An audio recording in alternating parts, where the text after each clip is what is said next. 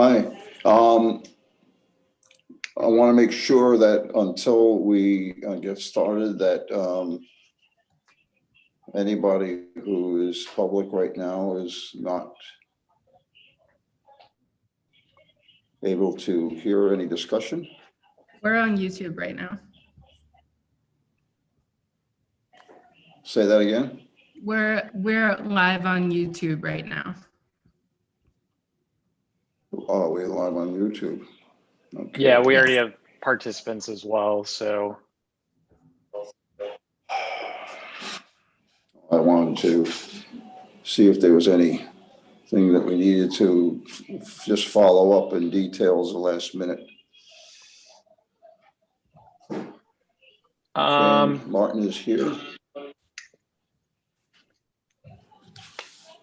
Yes. Good evening. Good evening.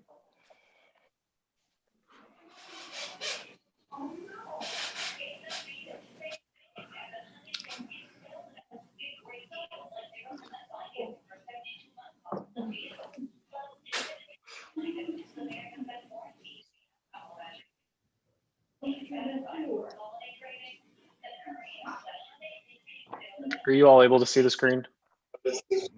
Yes. Okay. Yes. I had to, it's the annoying thing of I make these on a Microsoft computer and then I have to do this on a Apple. So if I open it in PowerPoint, it looks really janky. So I have to save these as a PDF so it does not look as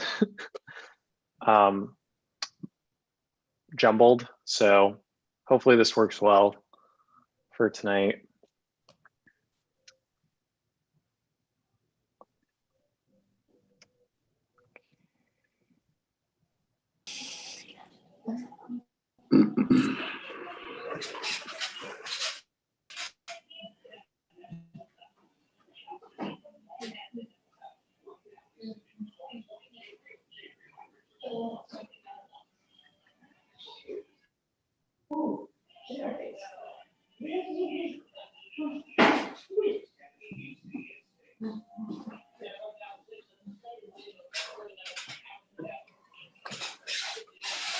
I'm just checking to see if there's any late emails.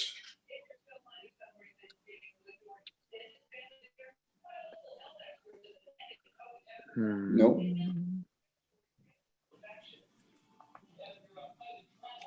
Let's see.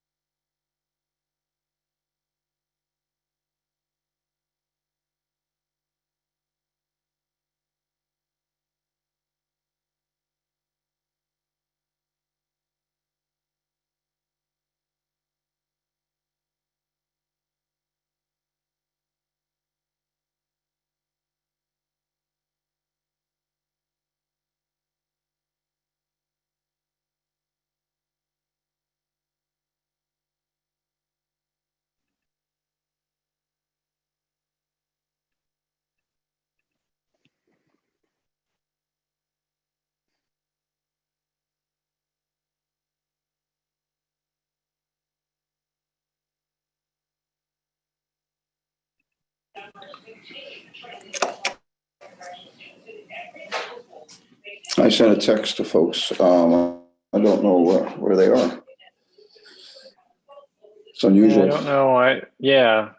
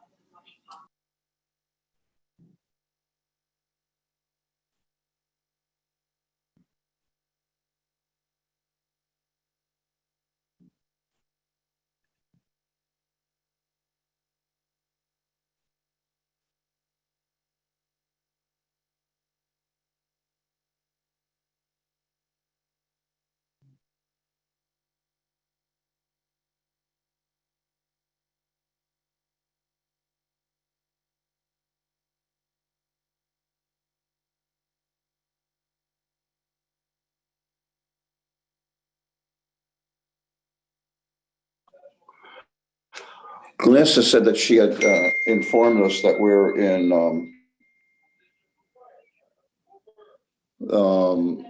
Mexico right now, and that she had mentioned that to us in the past. So we're going to have 4 people, although I haven't heard from Chris either at this point.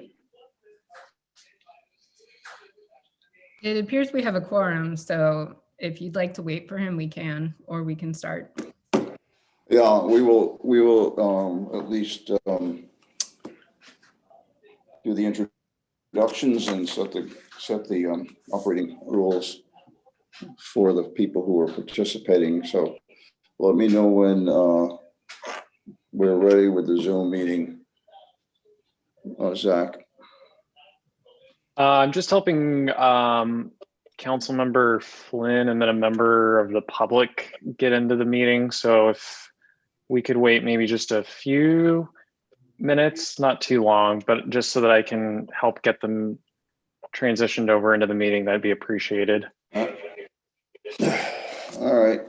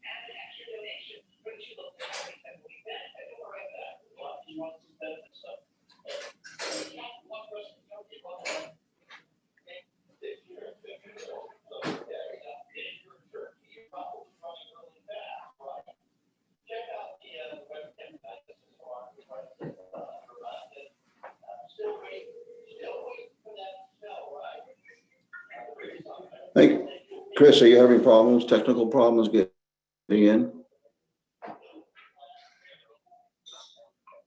Okay, great. Thanks.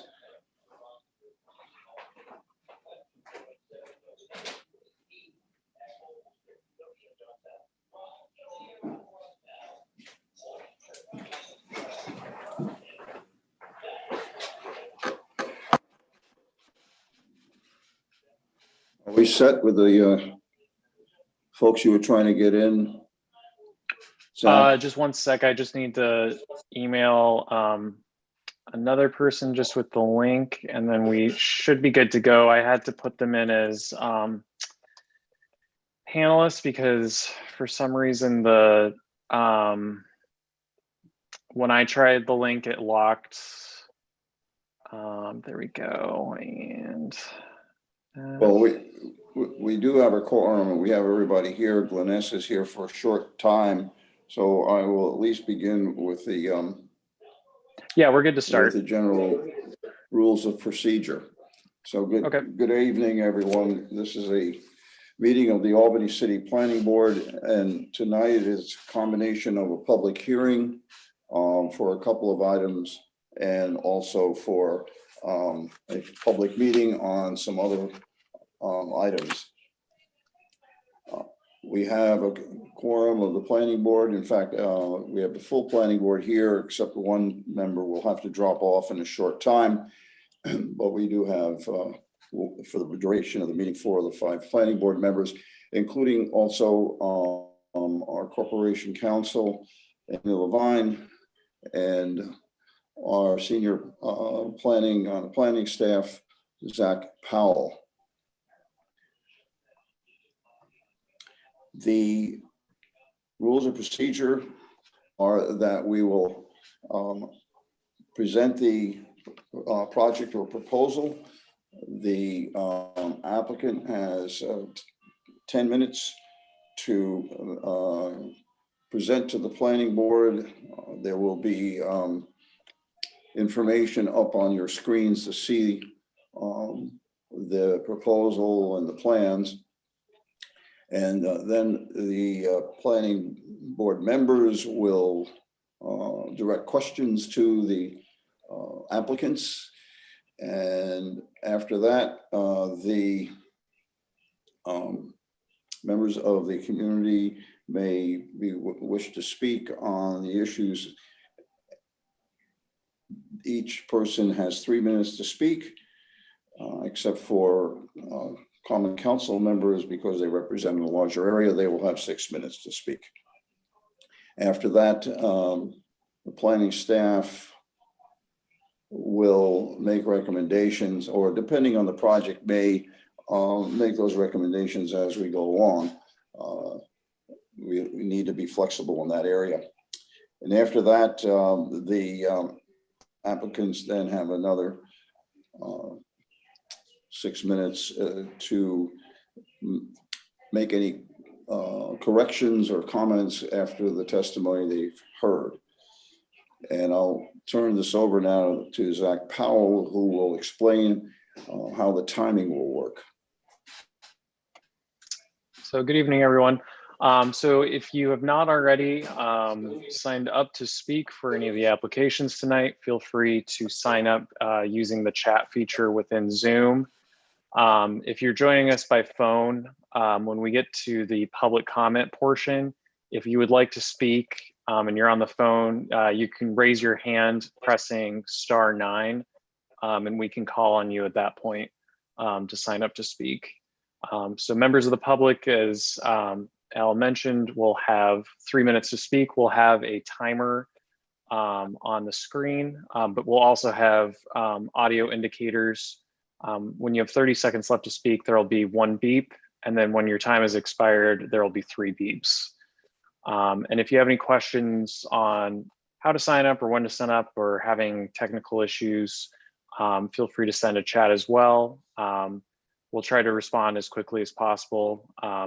Since I'm the person operating the meeting, it might take a little bit, but we'll try and be as quick as possible.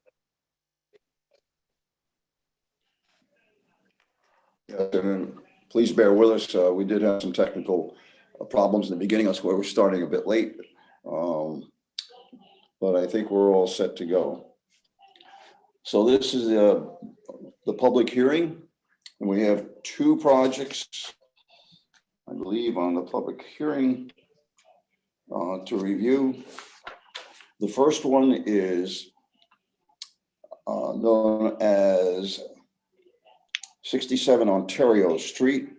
The applicant is Ontario Street LLC, Jermaine White and Alan Hughes being the representatives. This is in a mixed-use neighborhood edge district, and it is a conditional use permit review for the occupation of about 850 square feet, proposed as a laundromat. This was a project that the planning board reviewed at our workshop a couple of weeks ago. This is the first time that we have seen it in the public hearing. Are the applicants ready to speak? Both of them are here. I'm just going to transition them into a panelist role. So bear with me just one sec.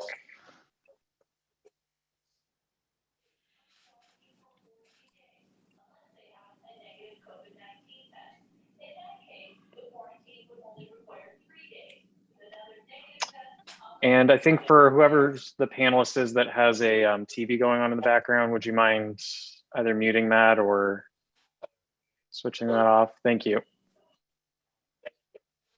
So Jermaine and Alan, I think you are now panelists. Hello. Hello. Hey.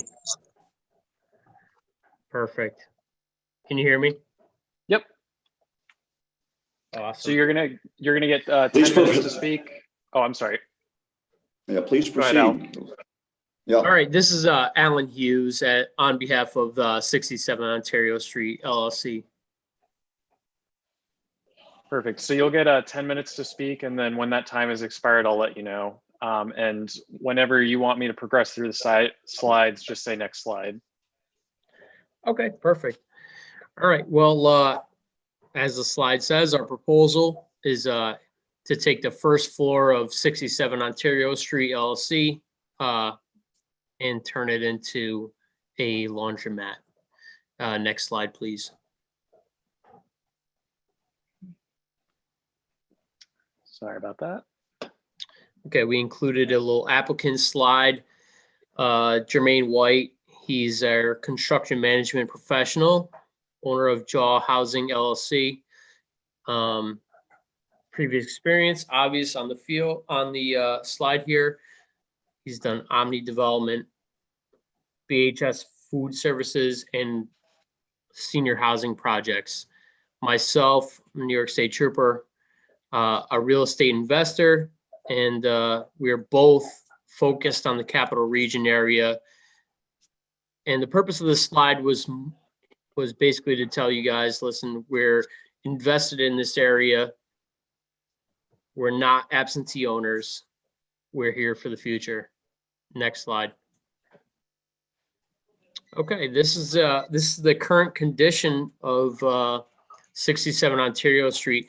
I know in the workshop there was a multitude of questions about, how this property came to be in the condition it's in, and Jaw Housing, Jermaine White, is key to that. We took this property from Albany Land Bank and we rehabbed it. The first floor is currently an empty, vacant commercial space, and the second floor being an empty office space. As you can see, it's on the corner of Ontario Street and 2nd Street, with Bleecker Stadium being our neighbor. Next slide. And this is a survey we had completed when we were rehabbing the project. As you can see, on the corner of Ontario and 2nd. Next slide, please. Parking area. For this project, we have open parking for the laundromat on 2nd Street and Ontario Street. Both those streets, there's no one occupying those spaces in front of the building, so there's ample parking. Next slide. Residential neighborhood. Basically building off the master slide we were provided. the residential neighborhood surrounding us. We have a building to the right of us as a residential and a building to the left of us as residential, and then Bleecker Stadium as our neighbors. And so we have an ample space available. Continue, next slide. This is just a provided interior floor plan for what we're projecting. As of right now, we're projecting 8 washers, 6 dryers, which will in tune turn to 12 dryers.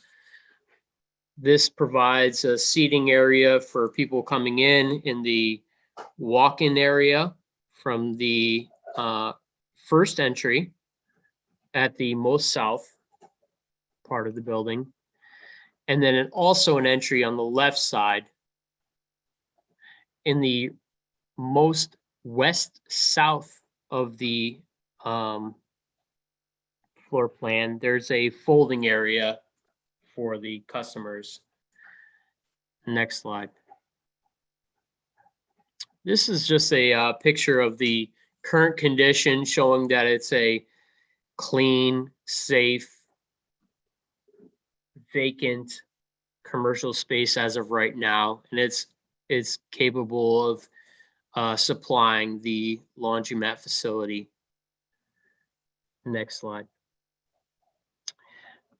Local partners. We already have everybody in line to complete this project. We have our GC, Jaw Housing.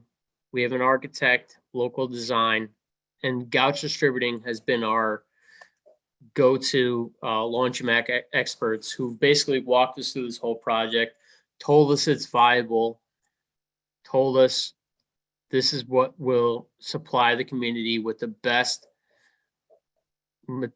materials, best equipment, and the best layout. Another thing that was approached during the workshop was that the distance between the laundromats that are currently in the area and the projected project right here. And basically what we have done is we've seen that the current laundromats are not supplying the community with a good enough service, with a safe area, a clean area, updated equipment. So that's why we are coming here and we're offering our services. And I believe that's the end of our slides. Any questions? Questions from the board?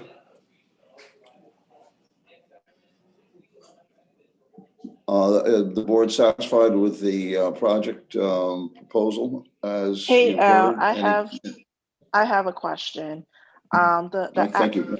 Yep, the applicant, and I'm sorry, Mr. Hughes, my apologies. You brought up the fact that you're looking for to provide a safe space, a clean space, an updated space for people in the neighborhood regarding facilities and services, which I think is commendable. I do have a question though, because as we have different places such as a laundromat and all that other stuff, what will you be doing to try to reduce the amount of people hanging out in front of the laundromat or making it another hangout space for people who are not using the services at that time, just another place for them to hang out in front of? What are your plans to reduce that type of traffic so it doesn't bother other people in the neighborhood who may want to use that facility and not have to go through whatever they need to go through in order to do so? Absolutely, Glenisa, great question. I'm a local Albany resident. Jermaine is from the area. We both understand the issues with the surrounding area. We're trying to provide a service for the community that they don't currently have. And our whole objective is it's got to be safe, it's got to be clean, and it's got to be efficient, because these guys are paying currently for machines that they're not getting their money's worth. So our whole goal would be to keep the hours limited to when the decent people, the people who want the service, who aren't just going to hang out, will be using it. So we're gonna stand by those current guidelines. We're gonna keep it very bright, very safe. We'll keep the security camera so that everyone's safe while they're there. And I think that's it. Also, to add to that, this is Jermaine White. My facility's jaw housing actually runs out of that building. Attached to the property is a garage where I'm in and out of the building every day, getting my tools, my office supplies that I have in the building, and then upstairs is where my office is. So we're there daily. I'm there daily. My guys are there daily. So we're always in and out of the building every day. So we are aware of who's going to be hanging out or who's going to be in and out of the building.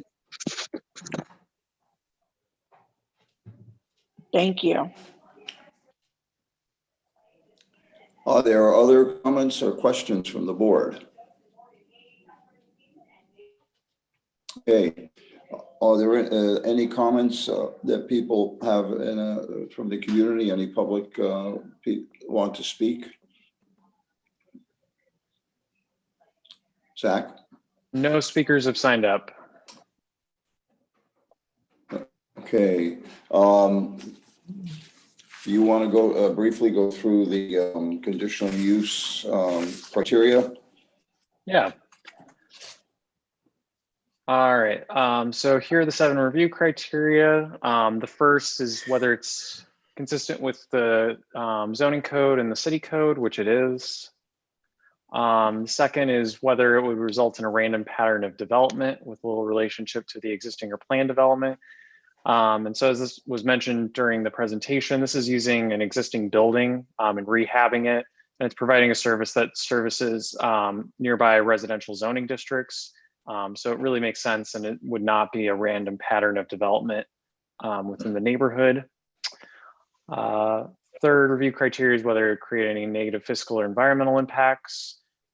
This is a type 2 action under seeker, so no further review is required by the planning board on that front. Usually type 2 actions indicate something that have minimal to no impact on the community. And there's no demonstrated negative fiscal impacts of laundromats through planning literature or any research. So the proposed use wouldn't create any negative impacts on adjacent properties or the neighborhood. The fourth review criteria is whether it's consistent with the zoning district and character of the neighborhood. This is located in a mixed use neighborhood edge zoning district. And that's the purpose of that district is to provide for a moderate density in housing options, limited mixed use development, and opportunities for startup businesses. This is providing a low intensity support service as a laundromat for neighboring residential properties. And this really falls in line with the purpose of that zoning district. The fifth review standard is whether it results in any harmful cumulative impacts or effects for aggregate similar conditional uses.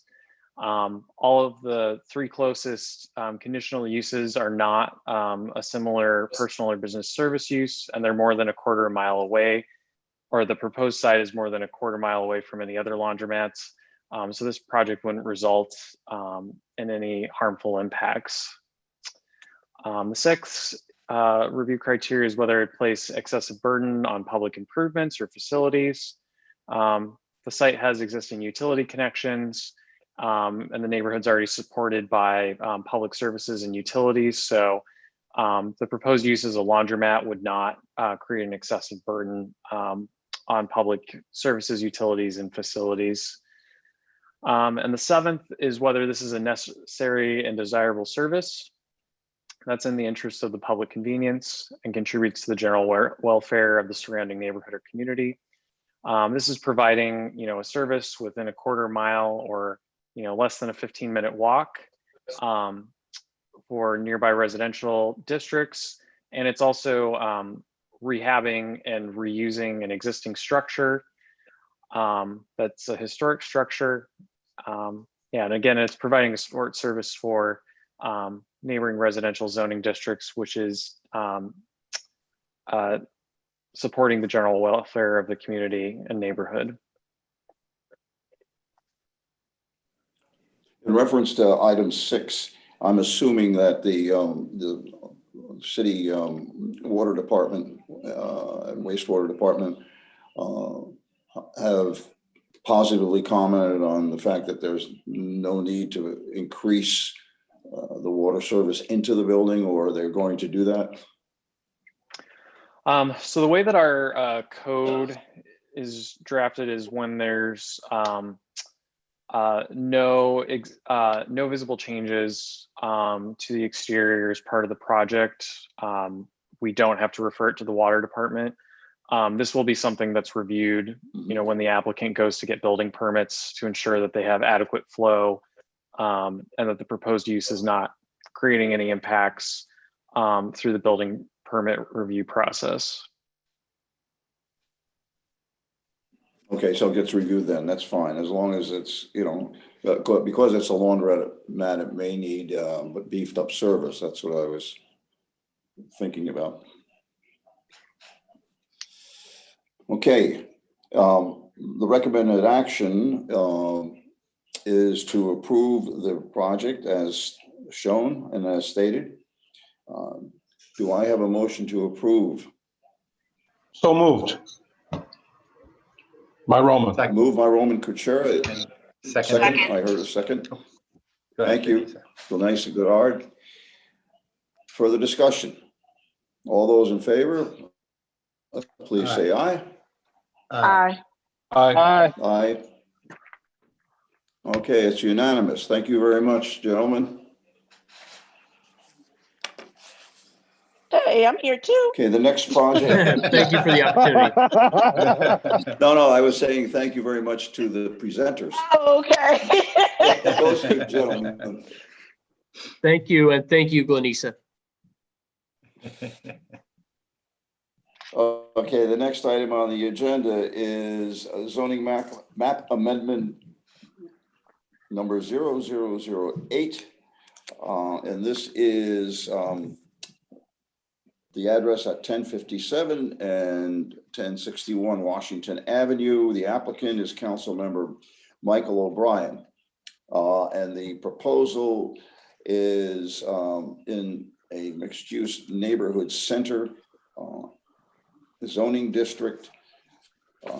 There is a proposed map amendment to change the zoning classification from the mixed-use neighborhood center to R2, two-family dwelling. This, of course, is a project area that we've seen a number of times, and the proposal here is to rezone those properties to the R2 district. Are we ready to present? Is Council Member O'Brien here? Yes. Yeah, as you said, this is a Okay, matter that. you're on. Okay. As you have said, this is a matter which you are familiar with due to a previous proceeding involving a gas station convenience store. This was initiated by a citizen petition, the president of the Upper Washington Avenue Neighborhood Association, and I believe 45 co-signers submitted a petition in late August. I introduced the ordinance to the council as it's in my ward, and I agree with it. The ordinance basically would take the two properties identified as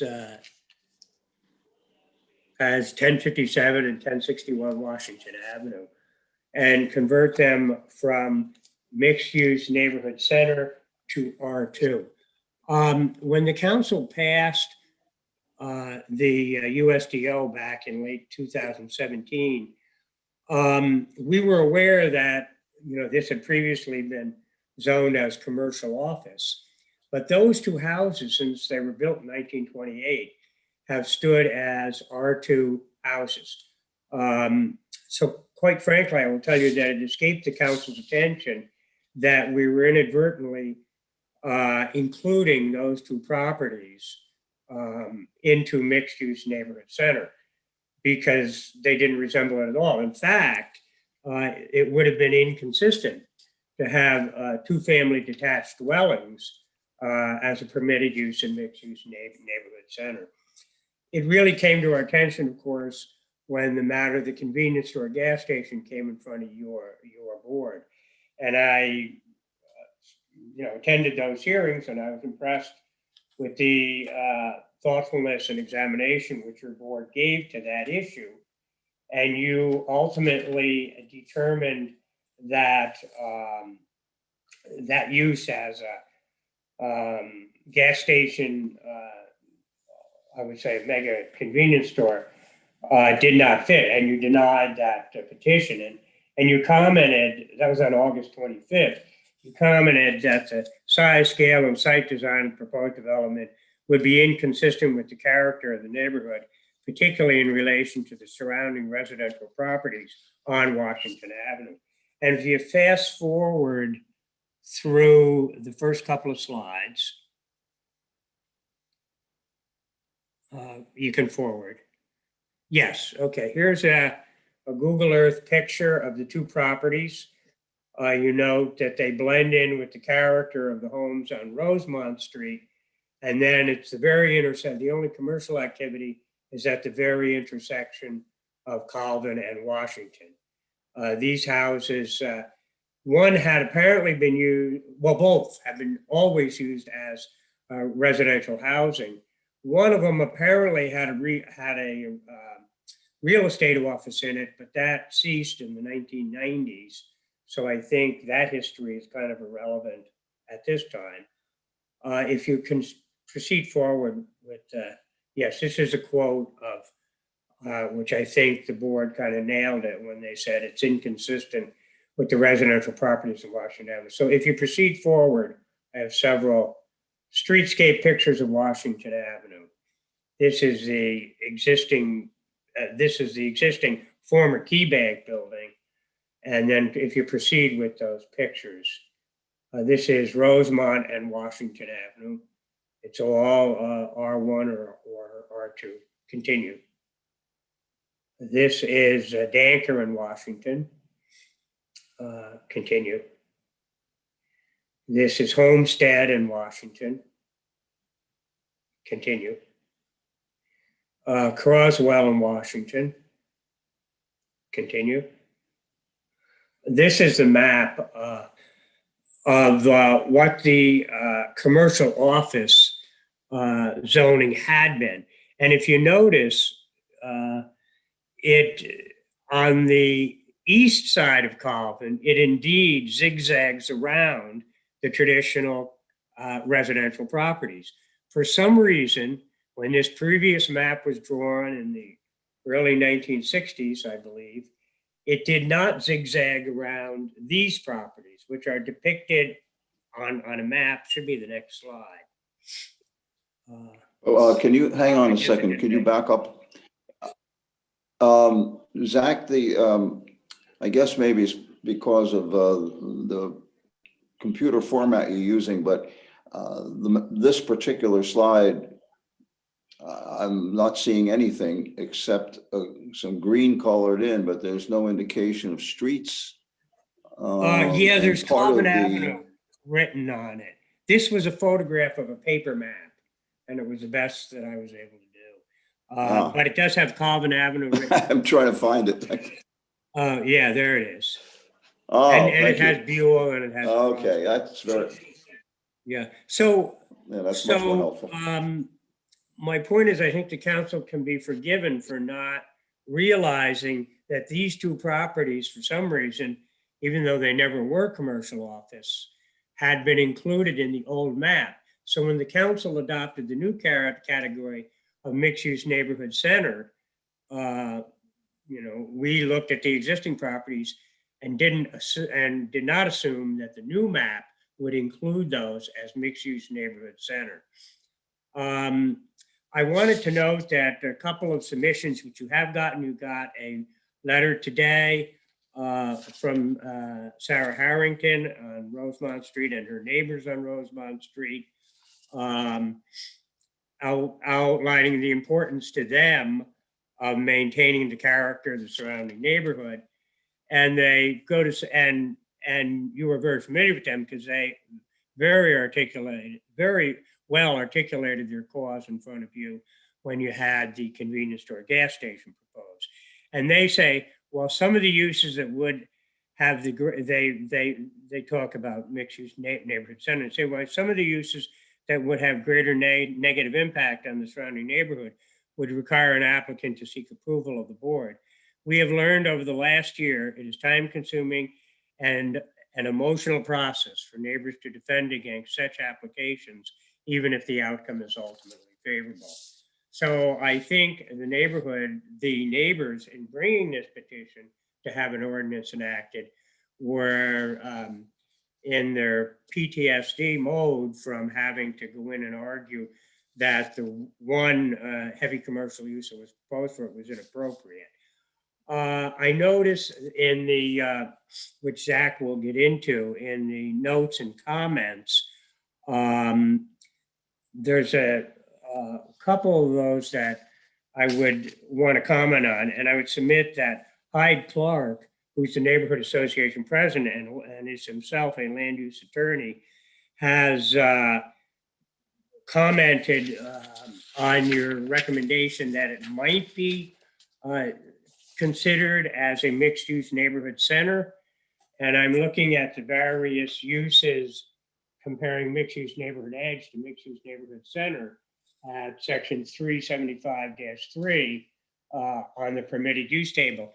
And although it would not be as heavy a use, many of those same uses would be those difficult, clashing with the neighborhood uses that Sarah Harrington has pointed out when she appeared in front of you when you were considering the steward's proposal, and also points out in her letter today, which she submitted.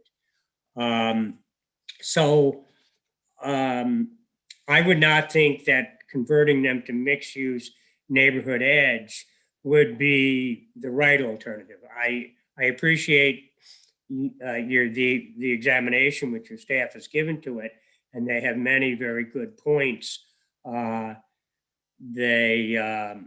They did point out that there was a real estate office there, but that hasn't been there for well over 20 years. And that was simply co-located in one of the residential units of these properties. I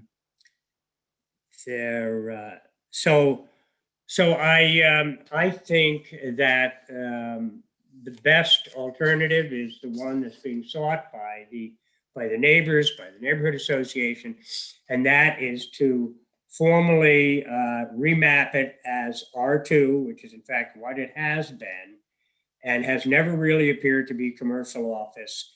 That was some reason why on the west side of that commercial office they did not avoid. They just, I believe, mistakenly included 2 residential properties, whereas on the east side of that same block, the map zigzagged around and excluded the residential properties from commercial office.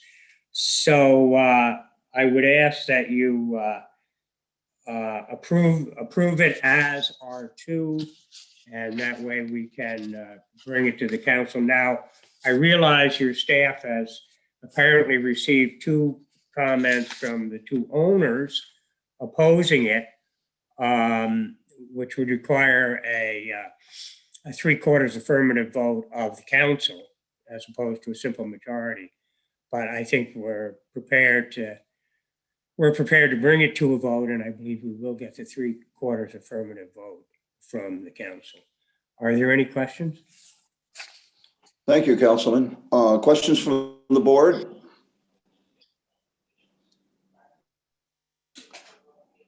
Hearing none. Are there people from the community or others who want to speak on this issue, Zach? Yes, and bear with me while I move them or get them, pull them from the attendee pile to let them speak.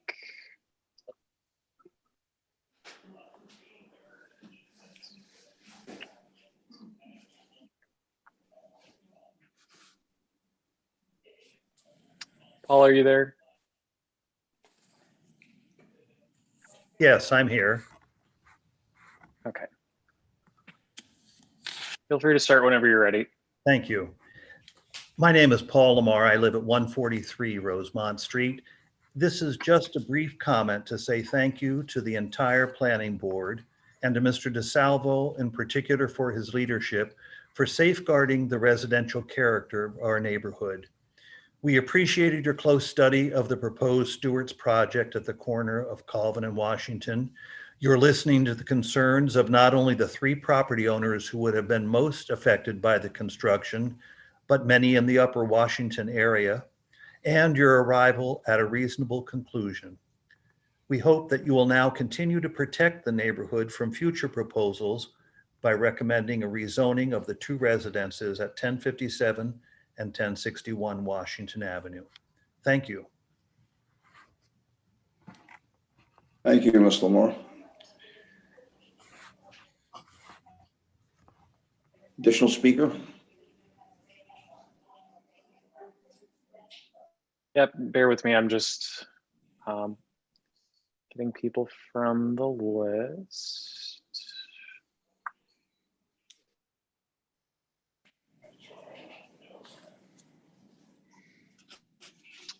Mr. Demolowitz, if you're on the phone, could you, I'm not seeing your name on the list, but if you were on the phone, can you please raise your hand by pressing *9? Okay.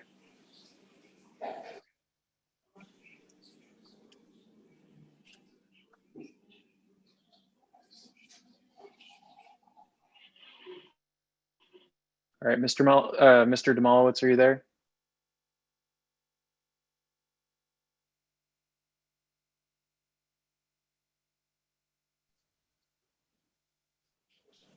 Mr. Demolowitz, are you there? Do you want to move on to somebody else and come back to him? Hello? Hello? Mr. Demolowitz? Yes, All right, feel free to start whenever you're ready. thank you. Thank you, Mr. Chairman. Good evening. My name is Gary Demolowitz, and along with my wife, we are the owners of 1057 Washington Avenue. Our family at one time had owned 3 buildings on Washington Avenue and lived in the neighborhood over 60 years, so we know the neighborhood better than most. I would like to correct the inaccuracies in the petition and the councilman that is before us tonight. On line 3, it says that the property was incorrectly zoned. This is not true. The zoning is correct. 1057 Washington Avenue has been zoned mixed use for many years. In fact, we've had a doctor's office, a dentist's office, a food brokerage office in it, and the property has been mixed use and blended into our neighborhood beautifully. As you all tasted to how beautiful the neighborhood is, it was mixed use long before many of the current residents lived there. Other properties around my building are commercial. Our building, is sad to say, is one of the last ones left when there was a time in our city when we promoted mixed uses, and there were many of them on Washington Avenue. Line 4 says that there's no other residential buildings in our neighborhood that are zoned mixed use. Again, this is not true. In fact, there are many buildings on Washington Avenue that are zoned for business. As you looked at the slide, I hope you noticed that 1035 Washington Avenue is a dentist office. 1058 Washington Avenue was an attorney's office. 996 Washington Avenue is a dentist office. 959 Washington Avenue is a midwife office, which used to be a chiropractor's office. 967 Washington Avenue is a dentist. 975 Washington Avenue is a foot doctor. It was a foot doctor at one time. That's right on the corner of Washington and Homestead, the yellow home. We all remember that. Washington and Victor had a daycare on the corner. Washington Avenue and Manning Boulevard has Capital Dental Care, huge building on the corner. One thing is, what does all these properties have in common? None of these properties have parking. All the parking is on the street. We have off-street parking. We have off-street parking from 4 to 9 cars. So as you can see, line 5 talks about the consistency adjacent residence used on both Washington Avenue and Rosemont Street. Comparing Rosemont Street to Washington Avenue is like apples to oranges. There is no comparison. Rosemont Street is a dead-end, single-family homes with no through traffic. One thing Rosemont Street does have in common with is their backyards that all butt up against commercial property on the east side. It is commercial before they bought their homes, and it was commercial before when they bought their homes. Washington Avenue is a 4-lane road with emergency route for police, fire, ambulance. It has a truck and bus traffic, has 25,000 cars a day pass in front of our building. Washington Avenue has a gas station, a dentist's office, doctor's offices, daycare, attorney's office, multi-unit family apartments. Why would the petition compare Rosemont Street to Washington Avenue? That makes no sense. Our property is 100 feet from Colvin Avenue. Colvin Avenue is what we should be compared to. Thank you. Thank you, Mr. I'm not finished. Mr. Demolis, your time is up. Your time is up. Thank you. I'm So, sorry, but Al- your time is up. You have Al- 3 minutes, and that was it. Al, I think the Mr. Demolowitz signed up to speak, but also his wife signed up to speak. So Ms. Demolowitz, are you there? Would you like to add anything?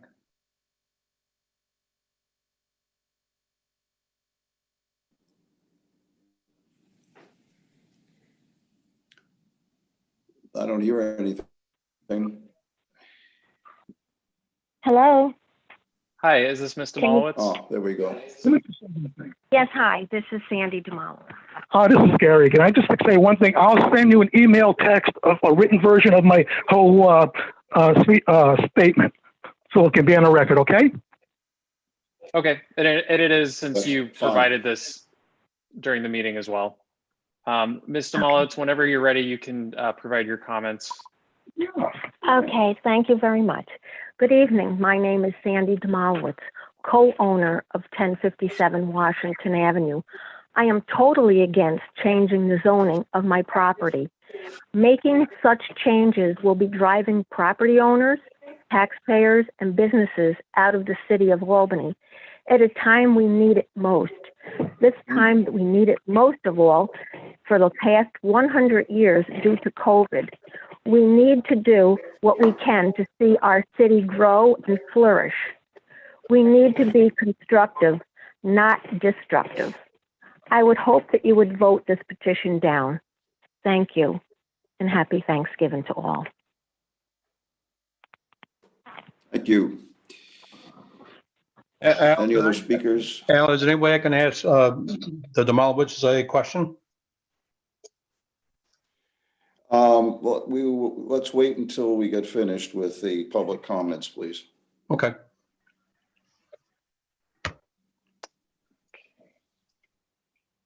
Any other speakers, Zach?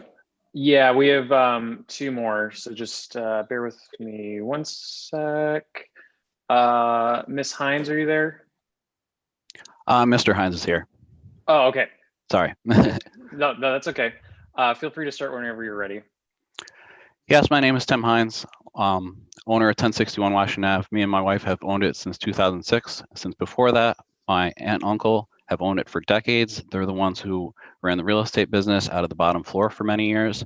And going back to what they were saying earlier about the zigzag in zoning, the reason for that is because it was actually used to be on the corner where the bank was, and they actually moved the house. So my uncle moved his house. So I assume that they included that so he could still run his real estate office. So it's been mixed use this whole time. And this is ridiculous that other people in the neighborhood don't want this there, when just like the Demolowitz says, you should be comparing this to Colvin Ave, which is full of businesses. There's numerous dentist office on Washington. My dentist is on Washington Ave, which is only a few miles down the road. It's on the main strip. We're not on like a side little road thing. This is kind of ridiculous. You know, I'm very upset about this. You know, I can't believe that it's come this far. I signed something on this 2 years ago to get this all done. Everything was, you know, sunshine and lollipops. Then a couple months ago, we're like, oh no, dead in the water. And it's like, what did we do wrong? You know? So yeah, I'm very disappointed with the way this turned out, and I feel like I'm being bamboozled a little bit. I think there's some political shenanigans going on here that we're not aware of, and I mean, that's really all I have to say. Thank you. Next speaker. Yep, bear with me one sec while Miss Howard, are you there? Yes, I am here. Okay, feel free to start whenever you're ready. Hi, good evening, everybody. This is Pam Howard. I'm the executive director at Historic Albany Foundation. And listening to the owners, you know, we are not in a position to change what you know, have been doing for years. Our goal tonight was to talk about the rezoning to protect the properties for development, such as the previous one that wanted to tear the buildings down. And we were also concerned about the property values for Rosemont, especially the property on the corner, because if you have one house left on a block, that could decrease their property values. We were looking at it from the angle of appropriate development with the Key Bank building and not wanting to overstep and tear down buildings that were well maintained and occupied in the city of Albany. So we would be for the change if it was fitting with everybody, you know, including the owners of the building. So that is our take on it right now. And we were also concerned with the property values on Rosemont if they were abutted to a commercial district. So thank you very much. Thank you. Any other speakers? No other speakers. Okay, Roman, you had a question for Mr. Demolowitz or Ms. Demolowitz? Yeah, and as well as Mr. Hines, I'm just curious if these buildings are 1057, 1061 are currently owner occupied, or what their occupancy is. Is it being currently occupied by a commercial use, or is it used as apartments? It's apartments right now. Okay, so that's 1057 or 1061? 1061.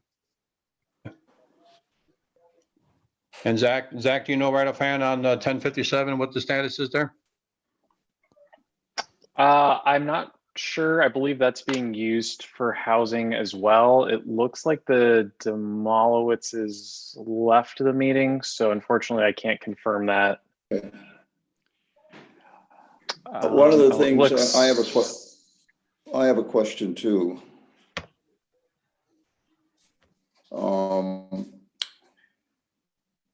It was mentioned that the building had, at least Mr. Demolowitz mentioned, the building had been commercial for a while.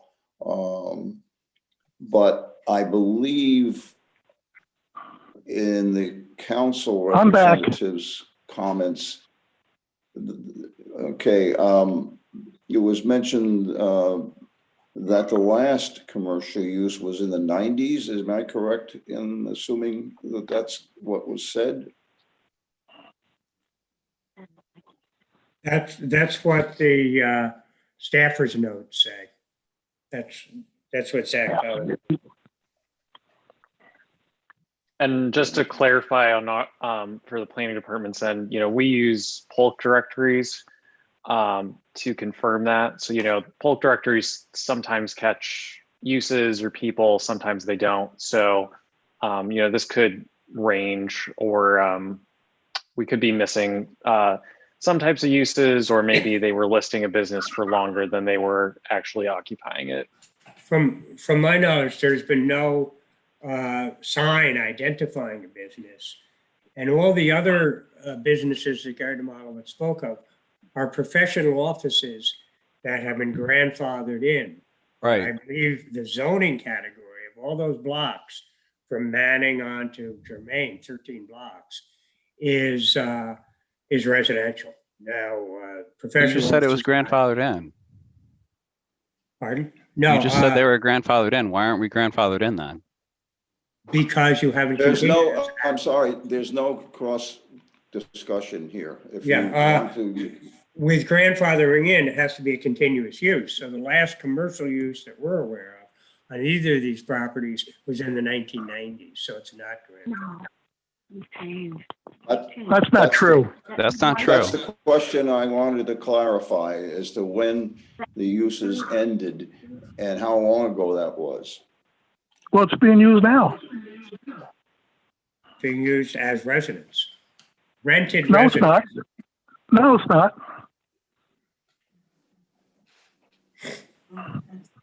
What is it being used as then, Mr. Demolowitz? There's a food brokerage business being used in there. But they don't, and incidentally, not everybody puts a sign up outside their building for their businesses. The simple fact is that what we're doing is that the simple fact is that this all comes about with stewards. This is bad public policy if the city is going to change zoning before a project is even announced. What message is that sent to anyone who wants to invest in our city? That doesn't make sense. It was mixed use long before Michael Bryan's been around, and it was mixed use way before a lot of those other buildings on Washington Avenue. That's what Albany used to be. Two-family mixed-use buildings. We were promoting that for years. We were trying to get more and more people to get mixed use. That's what we're all about. And Washington Avenue is a perfect example. We keep comparing to Rosemont, but this isn't Rosemont. It's Washington Avenue. And as far as the petition's concerned, you had all those petitions from Rosemont Street on there. Then you had people from State Street, from on there at Euclid Avenue signing it. It doesn't make sense. I submitted petitions of over 50 letters of support for the stewards, of people that lived right on Washington Avenue, right across from Colvin Avenue, right across from Rosemont and Washington Avenue, and all around the neighborhoods, neighborhood people, not people over on Euclid and Beach Avenue and all over the city. That project was voted on, and it was added and taken care of by the board. That's fine. Just like if there's any other future projects with that project and that land will be decided by the board, will be decided by you. You guys will have the final say. To change a property, in my 30 years in the legislature, representing the 14th and the 8th Ward, I've never seen a residential mixed use switch to residential, ever. I will accept that as the response, the 6 minutes response that you would have as the applicant after the discussions and presentations by the community. Thank you, Mr. Chairman, and you have a happy Thanksgiving. Al, could I make a comment? Thank you. Yes, Corporation Counsel. I just want to mention that it sounds like most of these commercial uses, businesses that have been mentioned would have qualified as home occupations as opposed to, being required to be under, mixed use or commercial zoning. So even under residential zones under the current USDO, home occupations are still allowed as an accessory use. Right. The zoning code requires them to meet a variety of standards so that from the outside, at least, they appear still to be residential, and also so that they're not, having negative effects on the neighborhood or the residential character. Thank you. That's one of the things I was going to bring up, because it seems like many of the uses that were in the buildings in the past were able to qualify as home uses, whether it was under the old zoning or now the new zoning code. Any further questions by the board? Hearing none, the recommended action is to approve the proposal as a recommendation to the Corporation Council. I would also put in the recommendation a reminder that the State Environmental Quality Review Act requirements should be part of the action by the Common Council. Do I hear a motion to approve the recommendation, or to recommend approval, I'm sorry, of the recommendation to change the zoning to R2? Well, the recommended action actually talks about approving the conversion to R2, but also makes a note about the possible conversion to MUNE. So I was wondering if Zach had any thought, could tell us a little bit about what the thinking was there. Well, yes, but then I will make a motion myself that we approve the recommendation. This was two recommendations, one or the other, as a planning board planning staff recommended. So I will make a motion to approve the recommendation that the properties be rezoned back to R2. Do I have a second?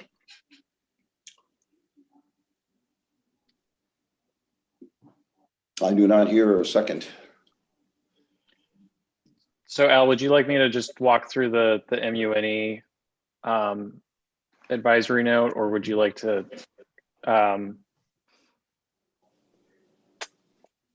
I mean, I guess there's would you like me to walk through that really quickly? Well, I have a motion on the floor.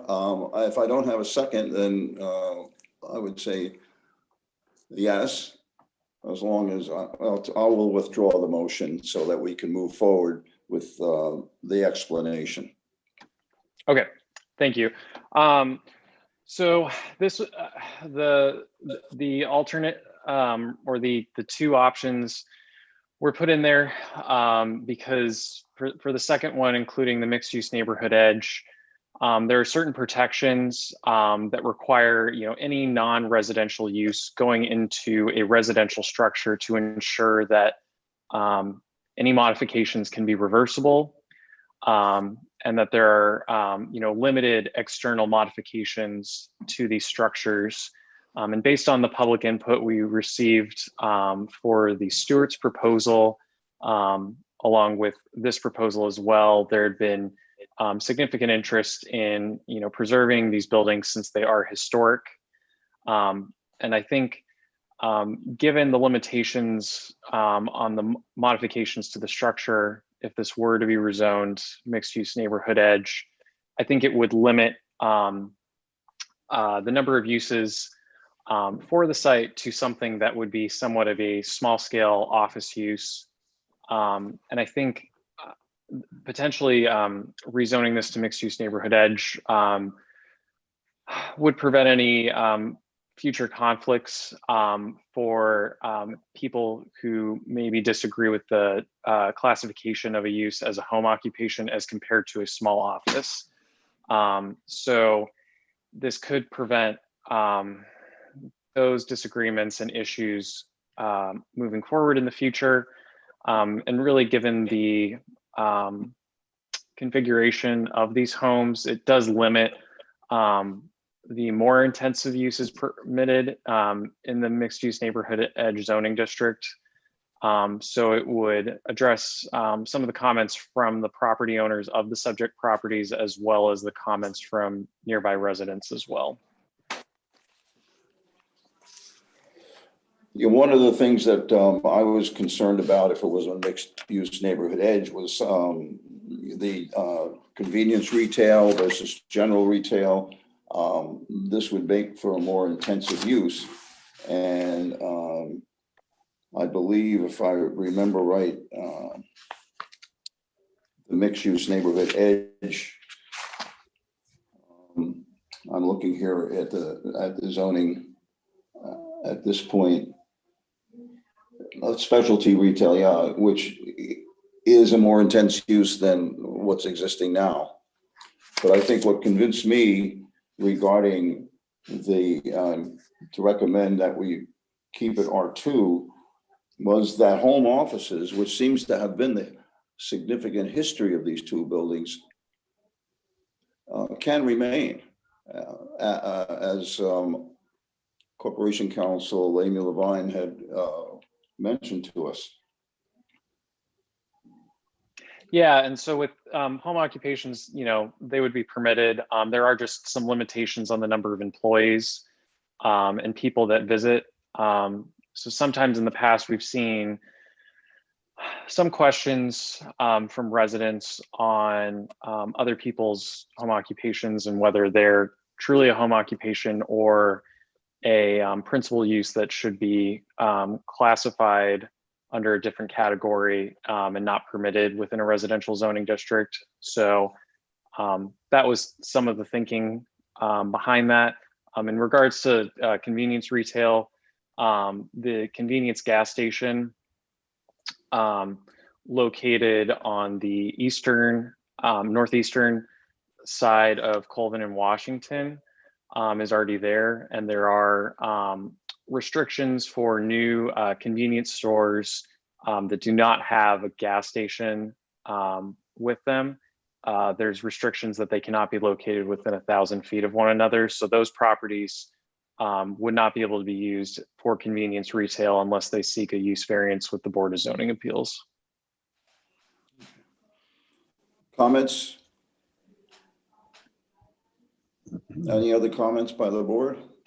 Yeah, Well, just, I don't know if a question for either Mike O'Brien or for Zach, but regarding the uses that were mentioned along Washington Avenue that are, you know, commercial uses, are those for the most part like owner occupied home occupancy type uses, or? For a lot of them, they are. And again, we've seen other complaints for properties be brought forward that something that was previously used as a home occupation, the owner moves away, but the site is still used for that use. So then it changes into you know, something that is not a home occupation and is then commercial. So I think it's also a thing of there's sometimes issues with determining whether something is a home occupation based on, you know, how many employees are working there, the amount of traffic that is coming to and from the site, but also whether you know, the owner of the property is living there at the time, and or the person, you know, running the business is living there as well. So there are a lot of things, you know, on a codes front to maintain with that. And sometimes that's called into question by other neighbors who again, maybe feel like it's not truly a home occupation. So, and sometimes, you know, I think the thought with the advisory note was with the mixed use neighborhood edge, a lot of what is similar to a home occupation could still exist with fewer issues of confirming whether or not, you know, the person lives there or not. So it's placing less of a burden on codes and complaints But there's still the limitations with the mixed use neighborhood edge zoning district that would limit the intensity of potential uses moving forward. All right, and if it was, Could I let's just say follow up on what Zach said?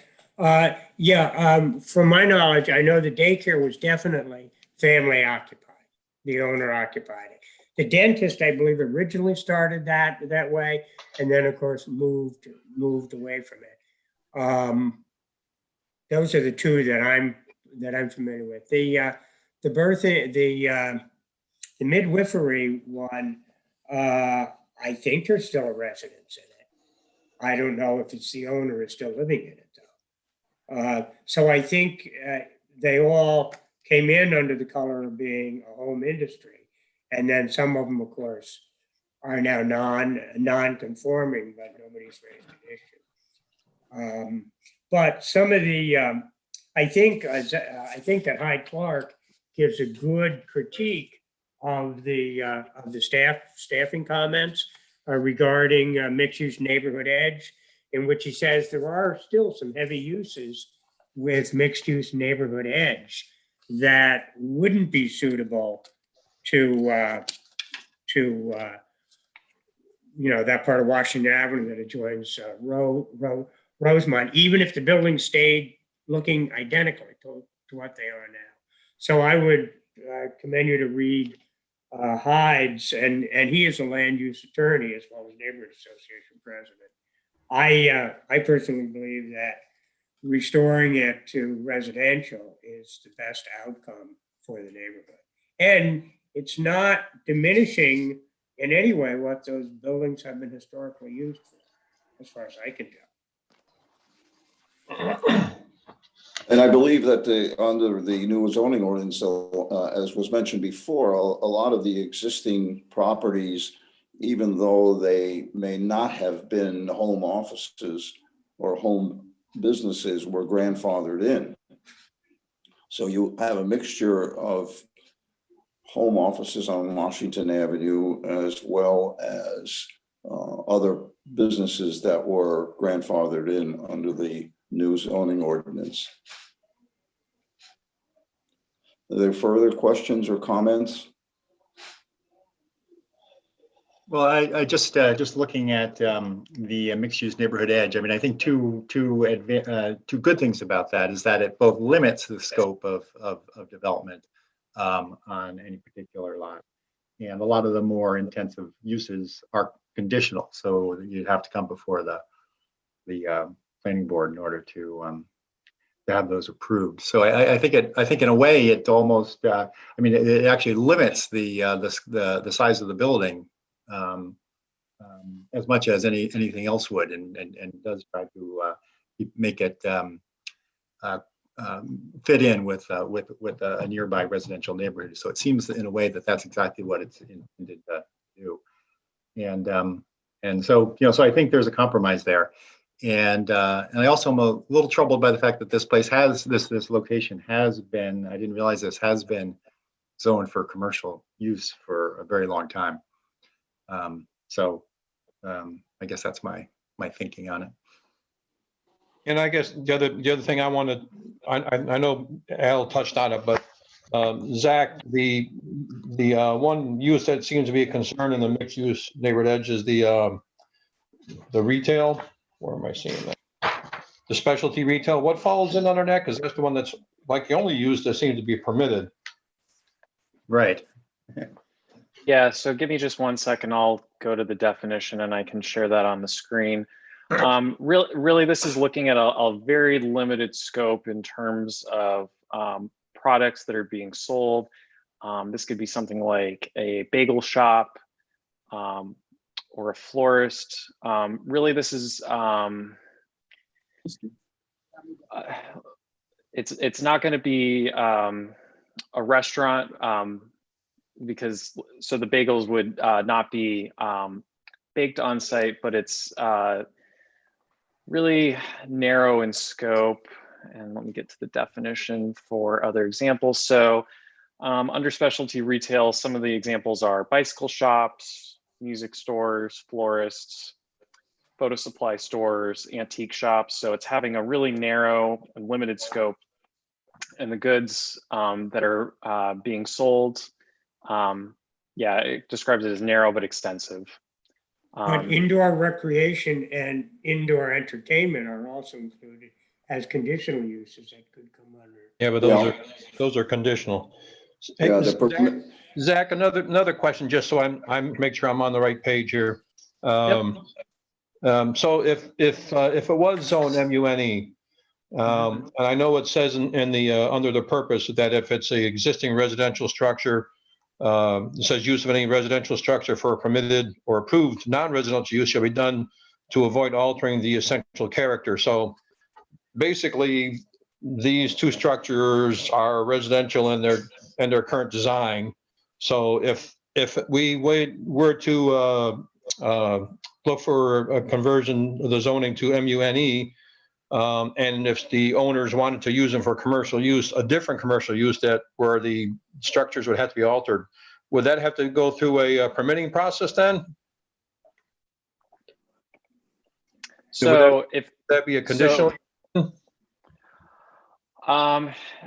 I mean, so what this is trying to get at is saying that no modifications should be made to add a storefront and really change the exterior to accommodate a non-residential use, as well as the interior.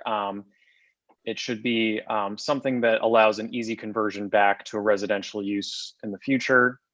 And it also limits the amount of signage for the site as well to 4 square feet. So it's really making it a relatively, low impact use if there were for commercial use to be there. So if someone wanted to maybe, say for example, do a change of use for like a real estate office into specialty retail, they would be going through a building permit. And so with those changes of uses, those get referred to our department for us to review. And so we would be asking for, all information on the interior renovations. So that would be floor plans, any exterior renovations. So that'd be looking at elevations, looking at all of those, any sign permits associated with that to ensure it's meeting those standards. If it didn't, that would be going for an area variance with the Board of Zoning Appeals. In response to your question and also Martin's in reference to the neighborhood edge, the concern I have about retail specialty is that it's a more intensive use.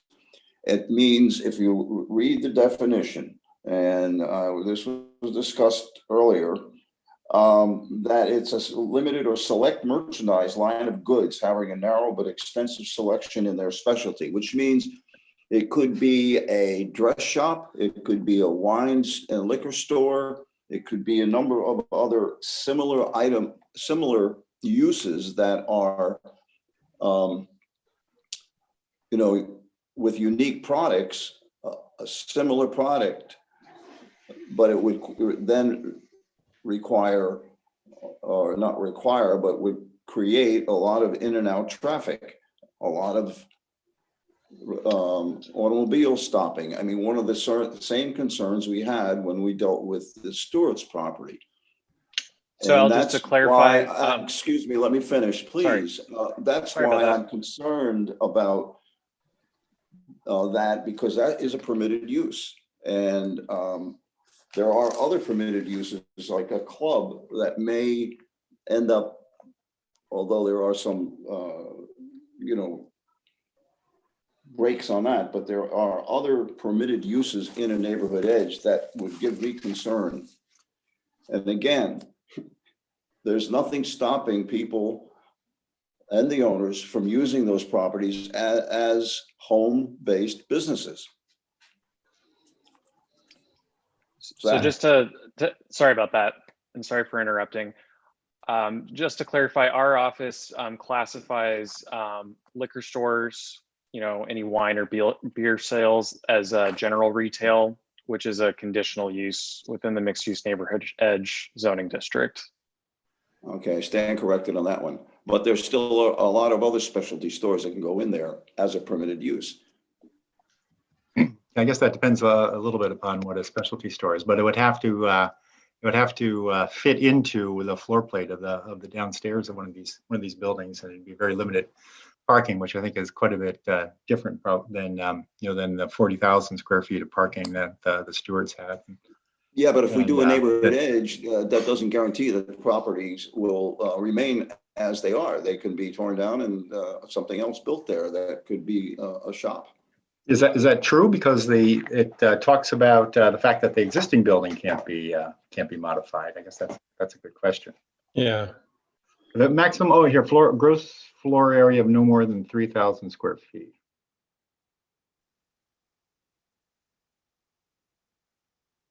Any other comments?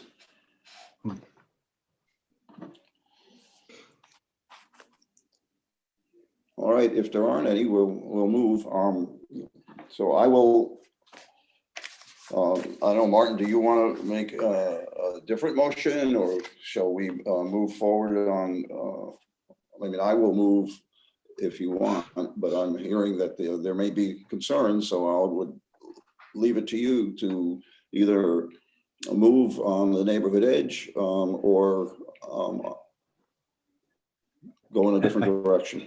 I guess in the end, this is just an advisory motion or act on our part, and I think I would like to go in the direction of suggesting neighborhood edge, but I guess it depends on what the rest of the group. Do you want to put that? Do you want to put that in a motion form? Sure. Let's see. I'm looking for my. Here we go. I would say let's move that the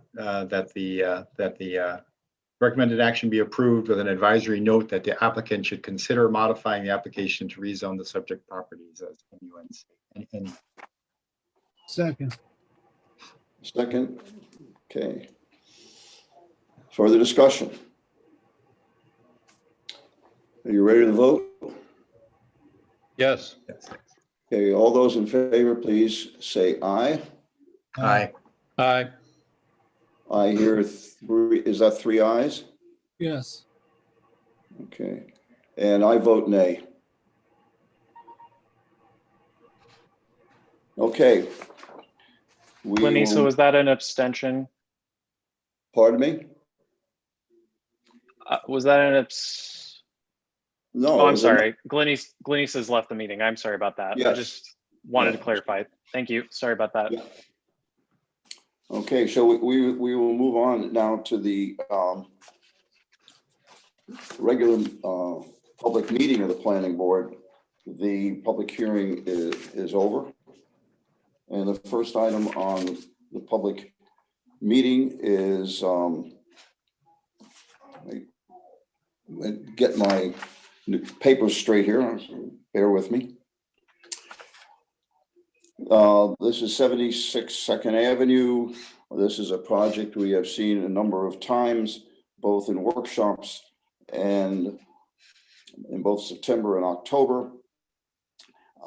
And this is the applicant, of course, is South End Development, and the representing agent, I believe today, is Kelsey Carr, and we're dealing, of course, with a mixed-use campus institutional project. And today we are considering the request for waivers that were outlined and requested and discussed at a workshop and brought forward by the applicants. So do we have someone ready to speak on this? Yes, thank you. Kelsey Carr with Chazen. I'm joined tonight by Ed Larkin with Chazen, Stephanie Ferradino with the Wagner firm, and Bernie Burns with South End Development. As you said, we're here tonight seeking approval of 5 planning board waivers and also to provide updates on the department approvals. This is our 7th overall presentation to the board, and we appreciate your time that you've taken to review this complex project and your willingness to host a public meeting on December 8th to potentially vote on the demolition and phase 1 development applications. As a quick follow-up to conversation during the recent workshop, I just want to clarify that South End Development is not planning to demolish any of the existing structures until they are ready to start construction activities. So just a quick update. Next slide. So for the first apartment with planning, we responded to comments on October 15th, and based on confirmation from the planning staff, we submitted a revised waiver request for the 5 waivers on the 2nd of this month. And with all of the comments, we have 2 outstanding items, which are the lot modification application, which will be submitted in the next few months, as well as the conditional use permit for the supermarket use, which will be submitted as soon as the tenant is finalized. Next slide. These are the 5 waivers being requested, which we discussed in detail during the October meeting. Just to give a quick recap, the first is to provide 3 subsurface parking stalls within 50 feet of the R1M zoning district. And these parking stalls are subsurface and therefore will have no impact on the adjacent parcel that contains the charter school. The second is to provide 9-foot by 18-foot parking stalls where 9-foot by 20-foot is required. And 9 by 18 is a very common parking stall dimension, so that will not impact the maneuverability of the vehicles. The third is to provide 8-foot 6-inch clear subsurface parking garage height where 13-foot height is required. And this provided height is typical for parking garages. And as you know, our parking levels will be subsurface with only a small portion above grade on the low Crank Street side. But we will be providing full ground floor commercial space in each of those buildings. The fourth is to provide Building B and C commercial entry doors facing Scott Street Plaza. This design meets the intent of the code and will create a safe pedestrian access to the commercial uses and will avoid access points on the steep topography of the adjacent roads. The fifth is to provide roof frontage without parapets. And as designed, we feel that the building meets the intent of the code by providing height variation at the roof level through the change in the number of stories, the stair towers, the elevator cores, and these solar canopies. So in accordance with the review standards, each of these waivers are minor in nature, will not create undesirable change in neighborhood character, have been strategically designed to reduce impacts, and are necessary because of the unique site conditions. Next slide. There are 2 administrative actions that are in the works. The first is to allow for a 1,600-foot maximum, or a 1,600-foot block perimeter where 1,500 feet is required. And this was approved by Chris Spencer on November 20th. The second is an interpretation related to the solar canopy height above the building. And we've been told by planning staff that this approval is pending, but is in the process. Next slide.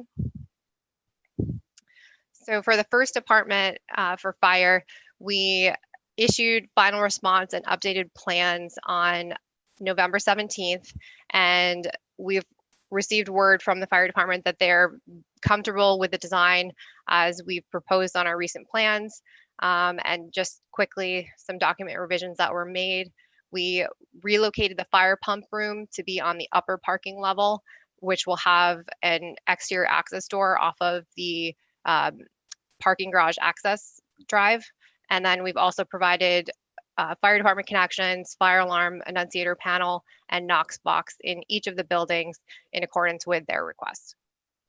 One outstanding item would be to provide stamped plans and full fire flow calculations, which we will provide prior to building permitting. Next slide. For the Division of Engineering, we submitted a response to comments on September 22nd. Overall, their comments were relatively minor, but we did modify Crank Street to provide granite curb on the eastern side. We also added new ADA ramps on all of the corners at each of the intersections with appropriate crosswalks and signage. Some outstanding items are really just the detailed design calculations for the shoring, the pilings, and the fall protection fencing that will be on any of the retaining walls. And those will all be provided, as well as stamped plans prior to issuing of the building permits. Next slide. For traffic engineering, their comments were very similar to engineering. So again, the granite curbing on Crank Street, the ADA ramps, and then they also indicated that the city does not typically stripe on-street parking. So the striping will be removed. However, we will provide designated parking and no parking signage to designate those areas.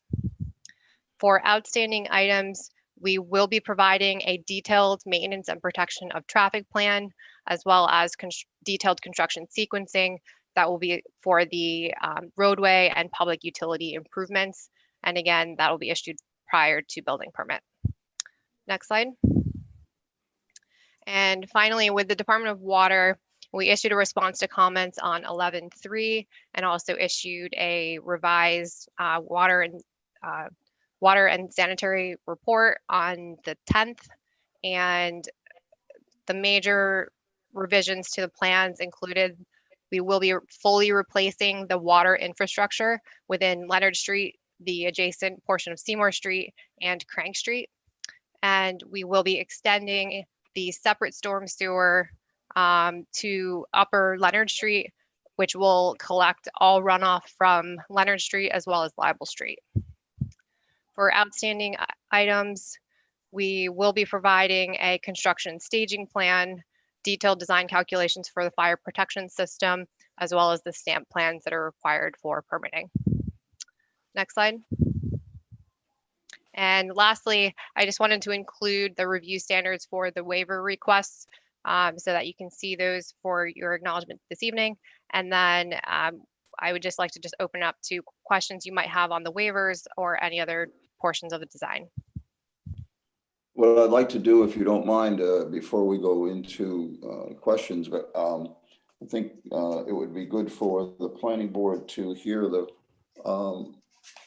review standards and the response by the planning staff to that, so we can get a comprehensive understanding of that before we move beyond that. Zach? Yep, happy to do that. And just to clarify before we get into this, Kelsey had mentioned a waiver request, and I'll go back to that. Give me just 1 second. For underground, for above ground floor parking garages. After further review, this does not appear to be applicable.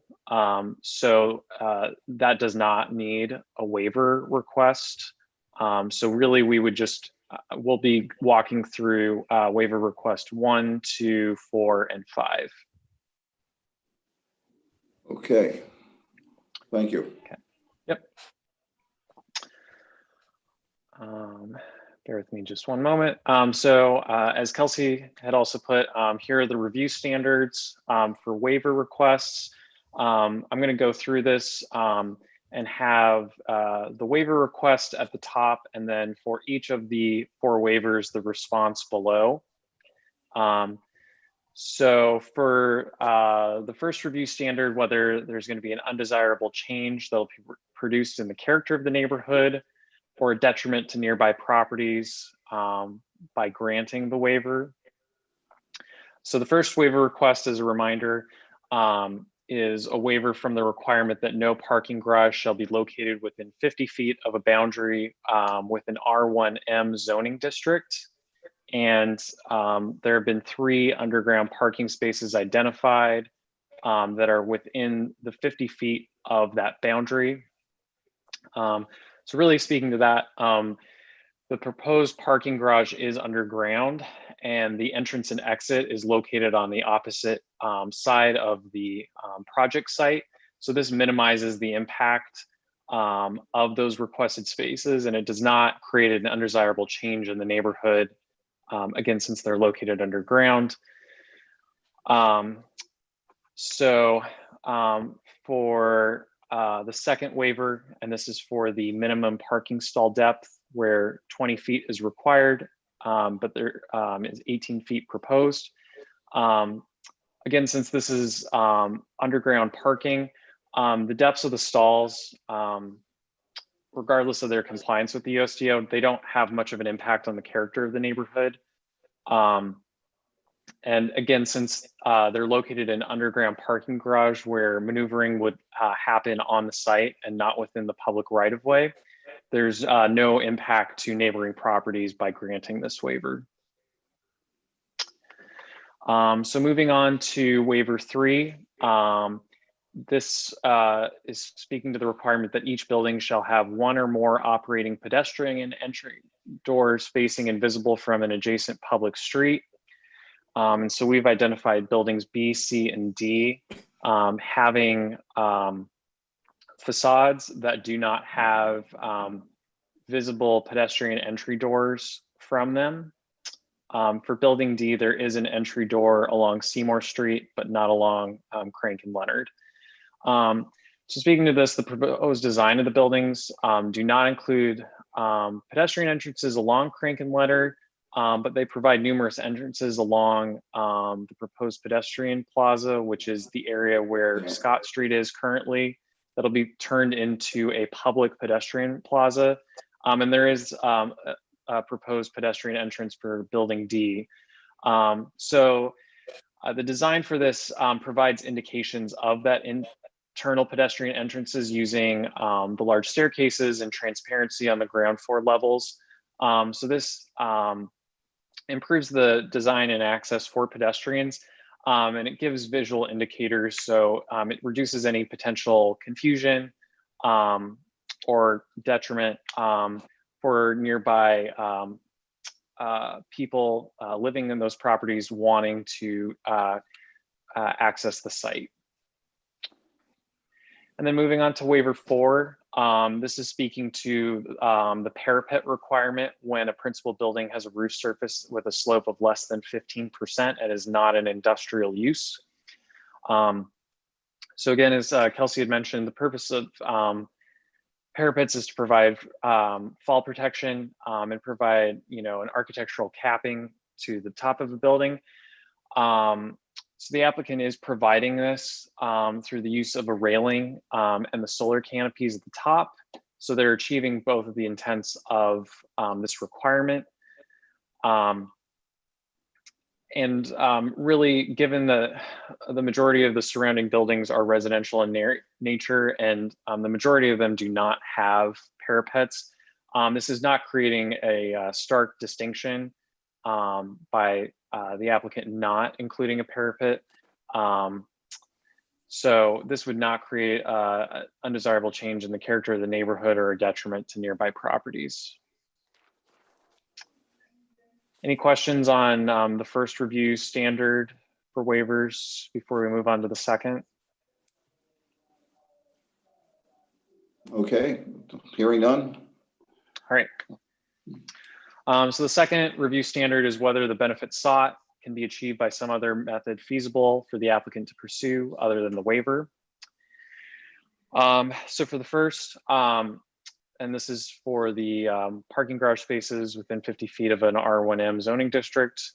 While the parking garage could be redesigned to remove those spaces, the proposed project is still providing less than the required amount of parking on site than they're required to provide. So allowing for these spaces would increase the applicant's capacity to more closely meet those parking requirements. And it's a minimal benefit sought since the majority of the site's footprint at those underground levels is being used for the garage and for mechanical space, as well as bicycle parking. And for Waiver 2, the request for the 18-foot stall depth is also getting at some of the size constraints for the site. And for the parking garage, if the applicant were to provide a 20-foot depth, that would create some issues in compliance with access for the driving lanes and maneuvering space within the parking garage, which would thereby limit the number of spaces that they'd be able to provide. So it's a similar justification to the justification for waiver one. For the third waiver request, given the layout of the site and the proposed uses, it can only be achieved by granting the waiver. There are a lot of site constraints given the change in topography. And again, the applicant is minimizing the request by providing pedestrian entrances along that public pedestrian plaza as well. So it's really a minimal request overall. And this kind of speaks to the third waiver review criteria as well. For waiver 4, the applicant's already stated that there's a significant cost for installing parapets onto the modular components of the building. So given that it's, a significant cost and the applicant is providing, the railing as well as architectural features at the top of the building, it's a minimal request given what the applicant is providing.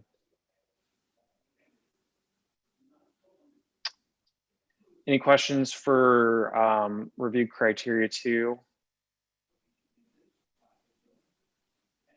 Oh, okay. Okay. So for waiver request 3, this is looking at whether the requested waiver is substantial. For waiver number 1, it's not substantial because the number of spaces is relatively small for 3. And given that the proposed parking spaces are underground, this makes any impacts on the R1M property across the street not substantial as well. For waiver request 2, again, this is kind of speaking to the fact that it's not substantial since the more shallow parking depth would not create a substantial impact because these spaces are located on private property. There's significant maneuvering space before drivers exit into the public right-of-way. So thereby this does not make this a substantial request. For waiver 3, as I was speaking to before, it's not a substantial request because the applicant is providing design elements in place of those pedestrian entrance doors, including the staircases and the ground floor transparency that minimize confusion for pedestrians and meet the intent of these design standards along the public pedestrian plaza that would be located along Scott Street. And they are providing design elements as well and an actual pedestrian entrance door on Seymour Street as well for building D. For waiver number 4, this is not a substantial request because the applicant is providing alternative safety and design elements that again meet the intent of the requirement. Any questions on review criteria 3? Hearing none, we'll move on. So for review criteria number 4, whether the proposed waiver will have an adverse effect or impact on the physical or environmental conditions in the neighborhood or district. Again, kind of speaking for these first 2, these are both waiver requests that deal with design elements for an underground and the location for an underground parking garage. So these proposed spaces being located underground are going to have a minimal impact on the adjacent R1M zoning district. And the entrance to the garage is located on the opposite side of the project site, which minimizes negative impacts on the R1M zoning district.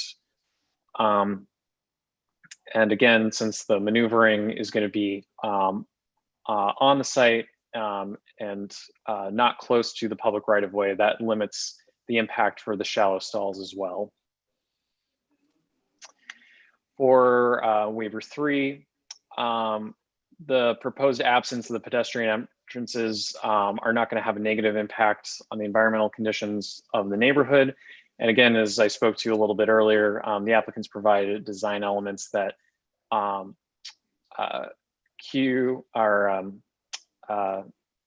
lead people and pedestrians to those entrances located in the public pedestrian plaza.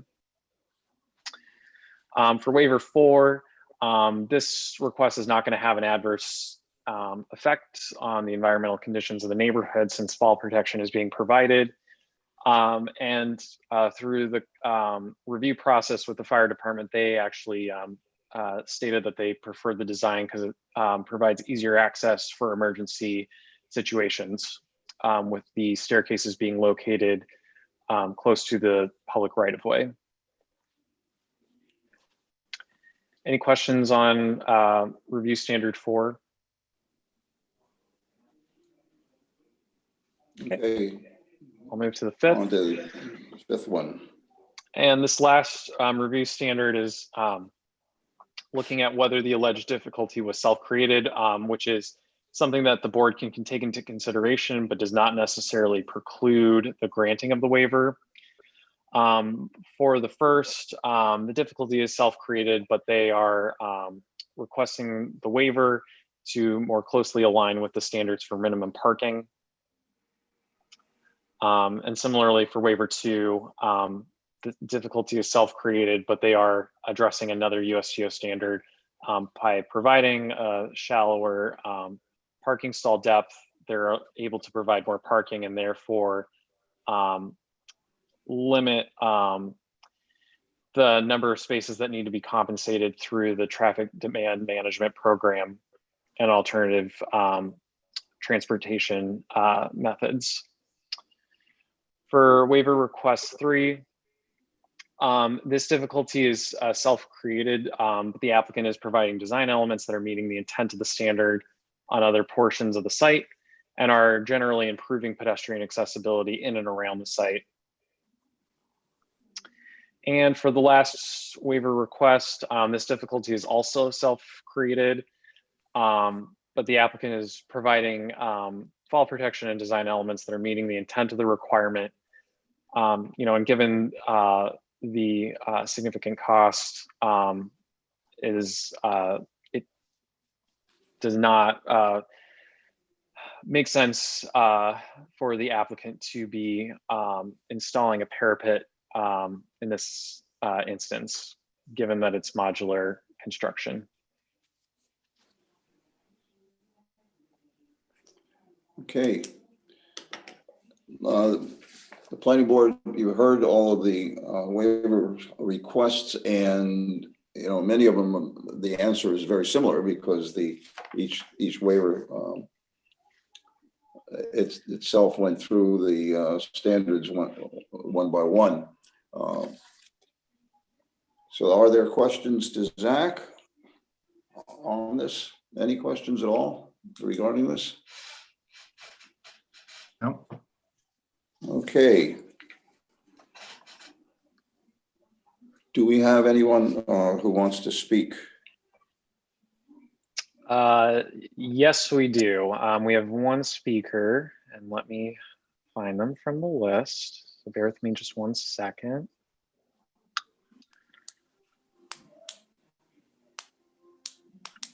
Ms. Howard, are you there? Yes, I am. Okay, give me just one second while I change the screen to the timer. So feel free to start whenever you're ready. Great, thank you so much. This is Pam Howard. I'm the executive director at Historic Albany Foundation. And we think this project is wonderful, and we think it could be a really, really awesome catalyst for the South End, which really needs our help. Our only caveats to this project in the demolition is Historic Albany Foundation would like the salvage rights to any buildings that are being demolished. So anything that could be saved from the buildings can come to our parts warehouse and be diverted from the warehouse, from the landfill. And we also want to make sure that anything that is to be demolished happens after the funding is available, so that we don't take down buildings with a project that may not go forward. We have all the faith in the world that this could happen, but just in case, we want to make sure that everything is in place before we take buildings down in the south end, which has seen so much demolition over the past few years. But in essence, we are totally in agreement with this project, and we think it could be a wonderful, wonderful project for the south end. Thank you so much. Thank you, Ms. Howard. Other speakers? No other speakers on the list. Ms. Howard brings up an important point, and one that I wanted to bring up regarding the project. And it is a complicated project. It was mentioned by her testimony that if the project doesn't go through, what happens to the site. And as we have learned over the last 5 or 6 months on this project, as we've seen it unfold, there's a lot of moving parts and a lot of risk involved. So one of the things I think that we should consider and look at as we move forward is to have the applicants provide a performance bond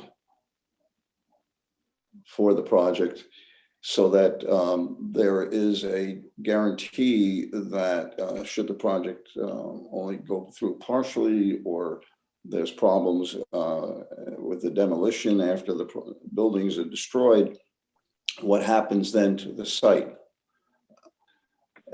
So I think that that's an area that we need to explore further.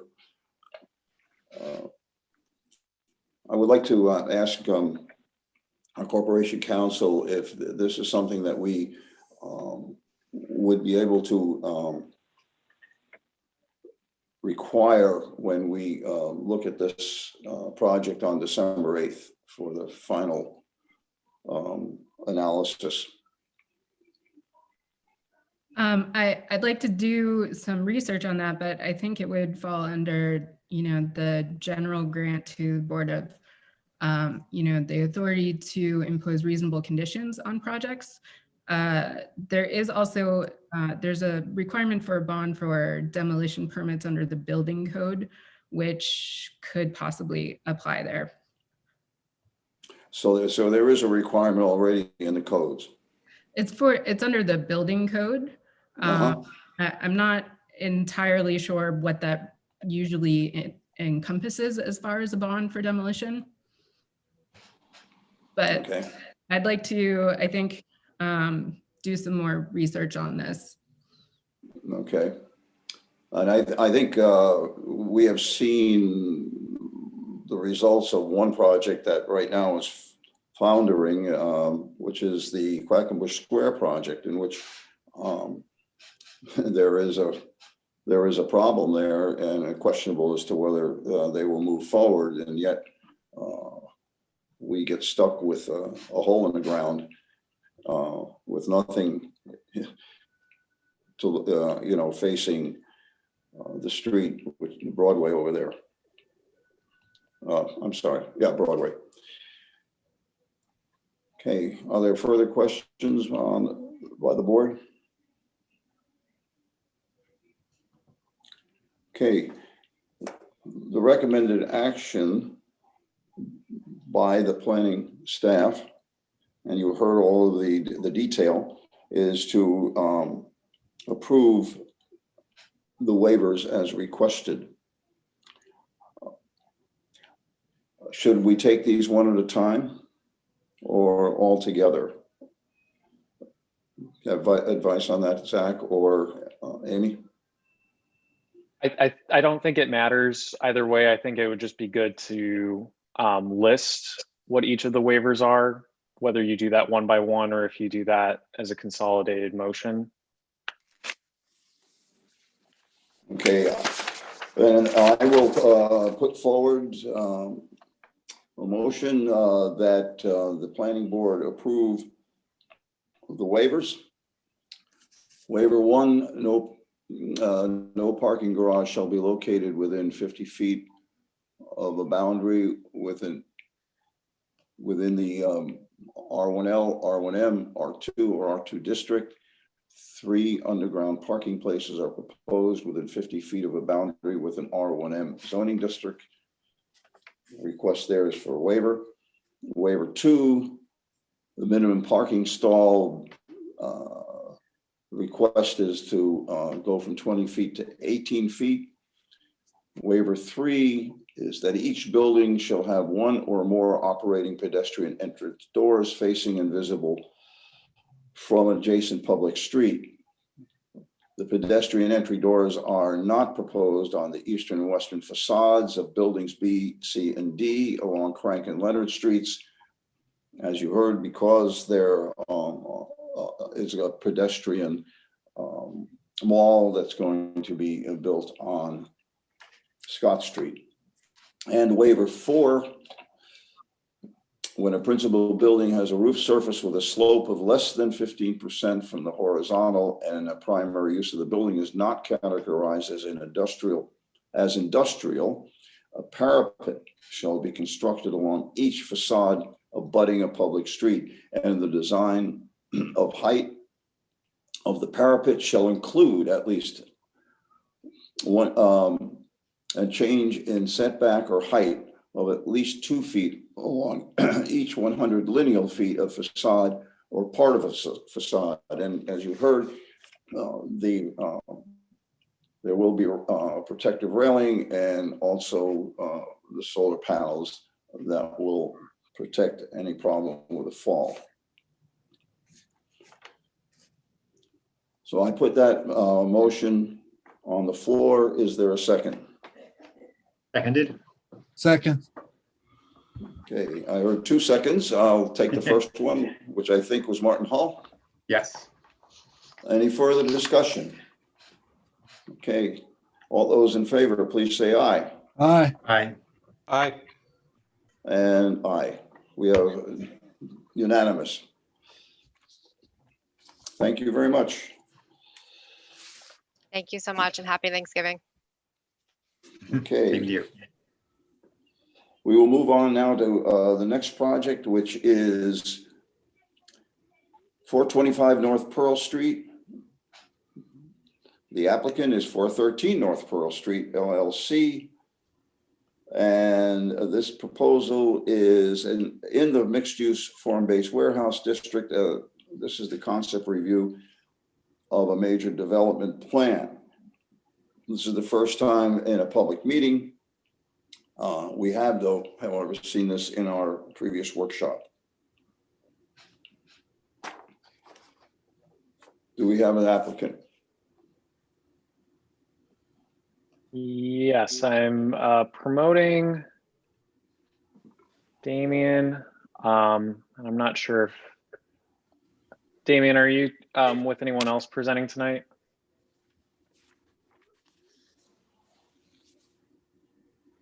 Oh, Joe, thank you. Sorry about that. Yeah, there was no applicant noted on here as far as the, who's presenting.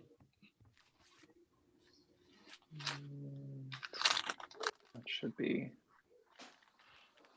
Oh.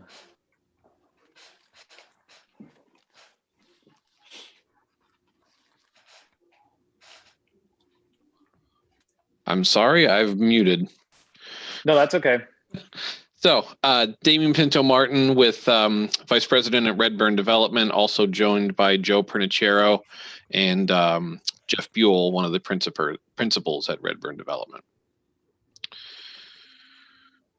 So, thank you guys for reviewing this project for us tonight. We are here to present another mixed-use downtown revitalization project. This one moving a little bit north, actually, into the warehouse district.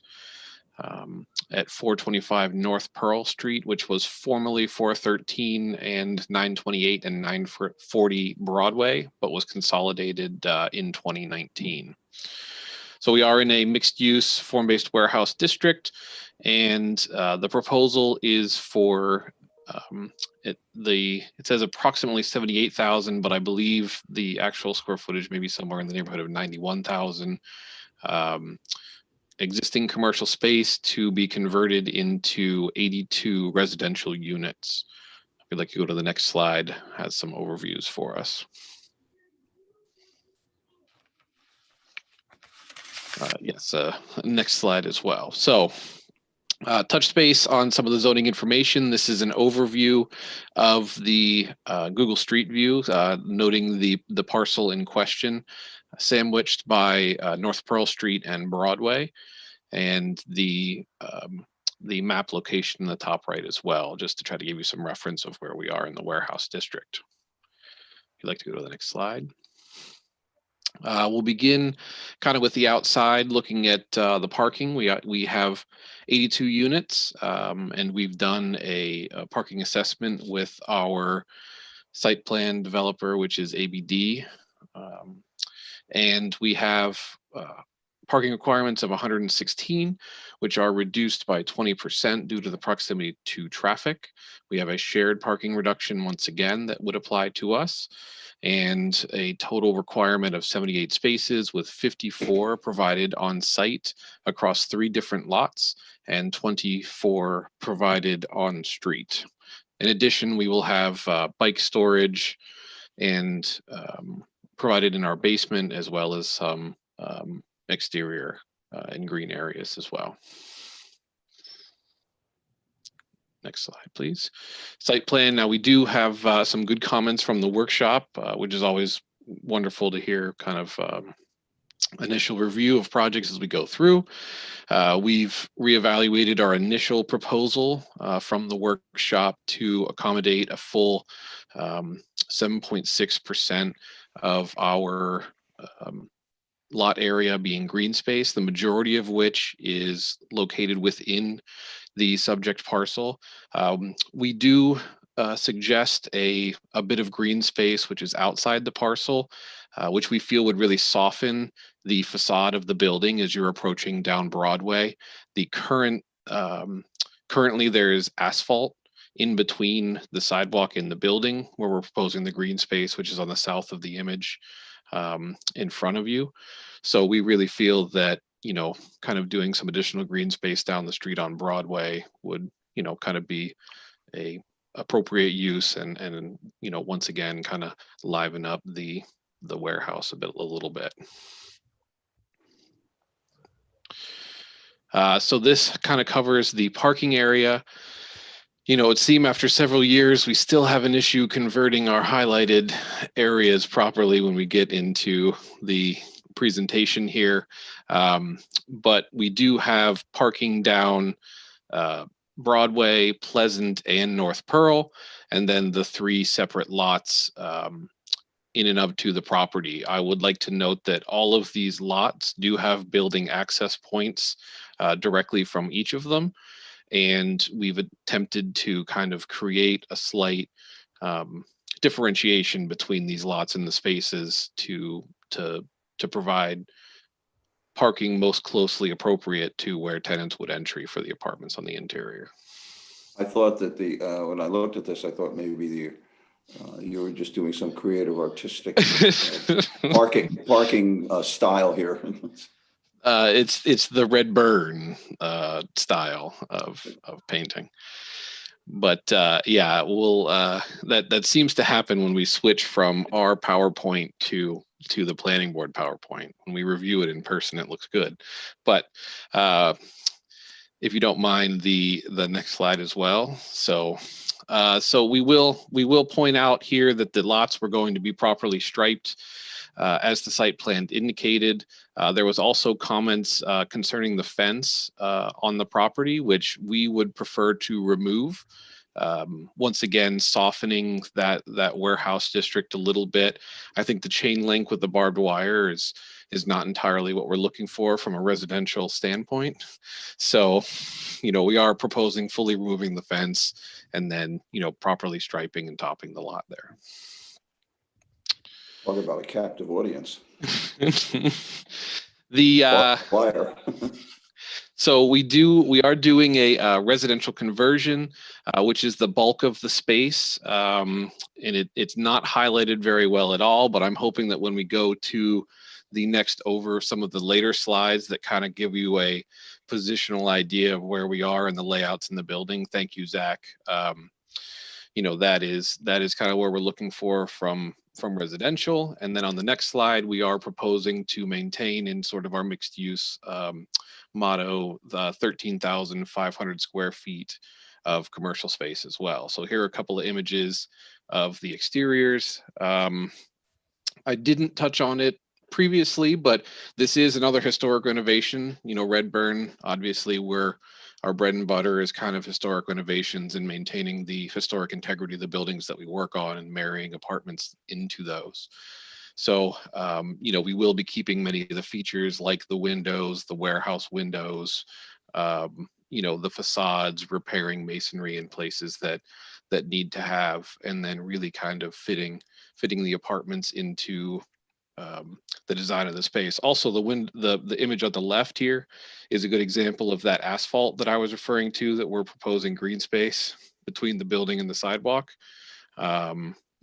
which will, I think, go a long way to marry with the trees on the street and kind of soften the facade a little. Commercial space is the warehouse. I know in a previous application, this was something that was suggested to be demolished. We are keeping it, and we're going to repurpose it to once again kind of bring that commercial or retail element to the development. You can see here the commercial space is already prepped for being redeveloped as a commercial space with loading docks, which will be retained and utilized, as well as I've mentioned previously, there were many entrances to the building, which will be kind of peeled off and made very specific for a lot of our tenancy. The green space we touched on a little bit earlier, but once again, you can kind of see here highlighted where we're proposing to do the full green space, which will also kind of key into our proposed passive and active spaces throughout the building, which some of which will be inside, some of which will be kind of outside in these spaces as they are beautified.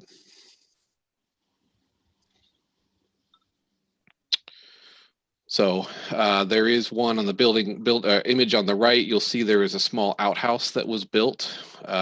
It appears to be something that was attached onto the building at a later date with no historic value from what we've been able to tell. So we are proposing removing that section only to once again kind of create a little bit more of a continuous, green environment there. And this, I apologize for it being difficult to see, but the majority of the oranges, they are at least roughly clouded egresses throughout the building, which, kind of provide a great deal of access and egress as necessary for both the tenancy of the residential and commercial. A few things I'll mention, lighting. Lighting is going to be building mounted fixtures, and again, utilizing several of the existing street lights. And I would also like to touch a little bit, I know I heard water came up previously. Our water consumption in developments in downtown Albany has been even lower than we were originally projecting. In fact, with the Nick property averaging about 44 gallons per unit, versus the 55 that we proposed and the designed, which is often 125. And if the water department has not had any feedback to the planning board yet, we of course would like to throw out that we're more than happy to take the historic consumption of the building and compare it to our existing redevelopments in downtown Albany to assuage any fears of water consumption, water usage in excess of existing.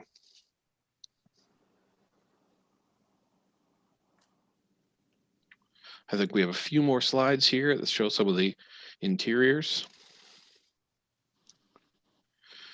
So we tried to reorient this a little bit to kind of help you understand as we move throughout the building, as it was several buildings that were put together. The blue space, I believe, is mechanical space. I'm having a little bit of trouble reading it. Yeah, the blue space is the mechanical, and this is the one unit that has a few basement level apartments with some windows that kind of go out. You can zoom back out, Zach. I just wanted to make sure I was referring to the fact that the tan space here is some gym and storage.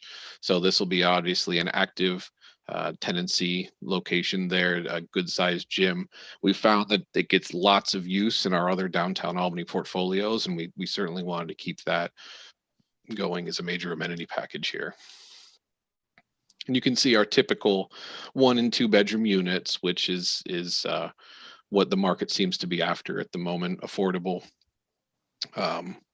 targeting tenants that are able to make between $30,000-$50,000 a year and be able to spend only 30% of their income on their apartments. If you want to go to the next slide, we'll go upstairs a little bit. So this one you can see here is it kind of transitions between the 2 longer buildings. It snakes around. We're proposing a library in between some of the space there in the center. And we also have an additional amenity space that we're looking at proposing as a game room, which I'm sorry, the game room I think is we're looking at towards the center, and then the library is over to the right. Both of these, again, kind of being amenities that we're looking for to attract young professionals and as well as anyone who may be looking to downsize as they transition in life. And the purple space?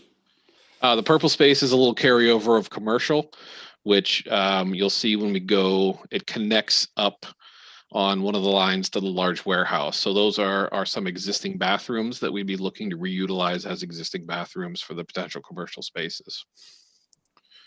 I believe that could be the next slide. There it is. So we have a few apartments along the parking lot, but then the bulk of the warehouse building, as I discussed, we're looking to repurpose for commercial use. We have a few different actually tenant options that we're working on, none that we can discuss at the moment, but we're pretty excited about the property.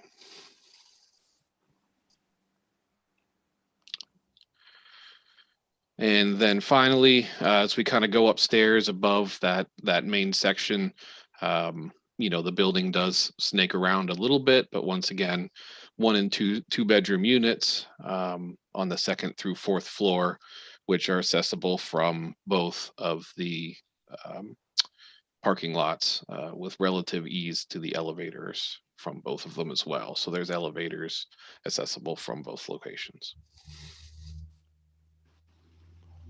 Damien, what is the range of square footage for the 1s and the range of square footage for the 2s? And do you have studios? We do have a few studios, actually. Thank you. That's a good point. Studios in the 550 to 600 square foot range. Our 1 bedrooms are usually 6 to 725, and then 2 bedrooms 725. Up to I believe 900 on this property. We usually have a couple of larger units just from the very nature of doing a historic renovation. There's always a few that you kind of fit in where you're able to, which skew the numbers a little bit, but that's the general range that we shoot for. Questions from the planning board? Yeah, I guess I have a question on parking. I'm always curious to see how many spaces are proposed for different projects, and I'm wondering how the relatively low numbers are working out for you. So I'll jump in on that one. All right, sorry, go for it, Jeff. So, hi guys, Jeff Buell. The downtown portfolio has been a very interesting experience for us. We currently have 225 units occupied, or I'm sorry, 223 out of 225 are occupied. Okay, wow. Between the Nick, the Kenmore, and Kennedy. And we have about 50% of the tenants taking parking. The rest are doing the urban pioneer and just seeing it on the street every day. We have a decent amount of people who don't even have cars. So we're at about the 50% mark. I think that this is a little outside of the walkability zones. So probably have a higher tick up there, but I think we're comfortable with the overall number. That's interesting. That I can see it just becoming easier over time as more restaurants open, as more shops open, that kind of thing. Yeah, you know, to get by without a car. Yes, and we did see, you know, to be fair to everyone, we did see an influx once we opened up the Kenmore. The Nick was 132 units, and I think during COVID, over the summer, there was a reduction in the need of parking because there was a lot of on-street parking available with the lack of state workers. Okay. Yeah. Interesting. When the Kenmore opened and we brought those 93 units online, all of a sudden the usage in our garage shot from about 30% up to the what you guys would know as the cap rep garage is actually almost 100% occupied now. Okay. Jeff, How many spaces? We are looking at providing, you know, there's going to be 78 for 82, so just about 1-to-1 on this project, which does, you know, is calculated meeting the USDO zoning requirements as well. Okay. There's I mean, no this is variance not necessary for specific- parking or anything along those lines. This isn't specific to the project, but I was curious because you were mentioning the Kenmore. How's the percentage renting up on Kenmore and Steuben? And I know you're 100% occupied at the Old Times Union building. How is that going? And also Columbia Street.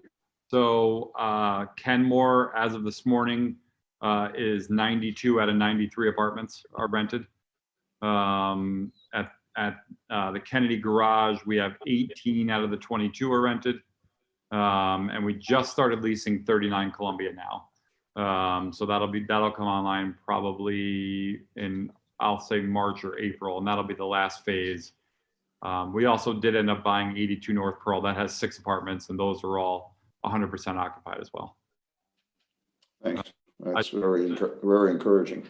I mean, just so you know, you guys are aware, we talked about what the market actually was before we started, and we had over 2,200 requests for viewings at the Kenmore for 93 apartments. We quite literally could not keep up. And the Steuben building, is that, you're still working on that, or is that open? Nope, Steuben's open. We're just now calling the Steuben and Kenmore just the Kenmore for marketing purposes. Ah, the whole thing, okay. Yep. Other questions by the board? Are there any comments from the audience? We do have one speaker. Give me just one sec.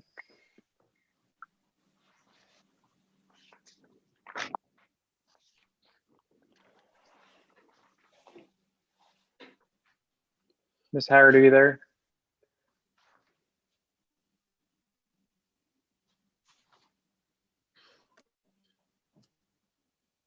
Don't Ms. forget Howard, are you there? Don't forget to unmute like I did.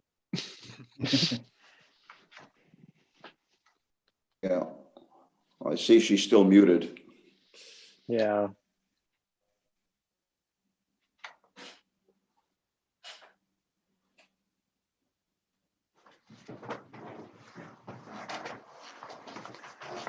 Ms. Howard, are you there?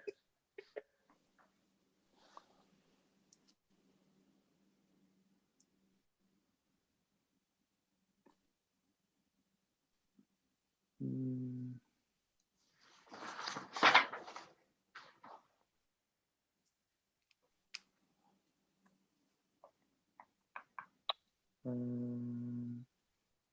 I think she may have left and came back. Ms. Howard, are you there? Yeah, no, sorry, I had a little technical difficulty. So that's okay. Feel free to start whenever you're ready. No, thank you so much. Historic Albany Foundation is more than happy to recommend this project. I think the warehouse district is the next big thing in Albany, and Redburn Development's reputation precedes itself. So I think there's no reason to not go along with this project, as well as everything that's going to be happening in that district. The apartments, the residential, the commercial aspect of all of this project cannot be overlooked. And I think it's the catalyst that the warehouse district really needs at this point. And we are more than happy to support this project. Thank you very much. Thank you very much for your comments. Anyone else? Nope, that's it. Okay. This is a concept review, so we'll be seeing this project again. Thank you, gentlemen. Thank you very much. Thank you. And we will move on. We have two more projects to review. One is recommended action. The other one is just a secret consent. So this next project is 61 and 63 Shaker Road. This, of course, is the hospital. And the applicant is St. Peter's Health Partner, and it's being represented by Mike Tierney. And the proposal in this mixed-use community highway district is a demolition review of a 54,000 square foot hospital building and pedestrian bridge. And I believe that is to eventually build a new wing there. Is the applicant available? So Mike and Frank are here. Mike and Frank, let me know if there's anyone else from your team that I need to promote to a panelist.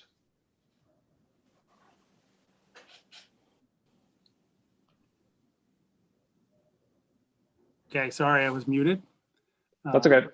Seems to be something that happens often. So thank you. This is Frank Palumbo with CT Mail Associates.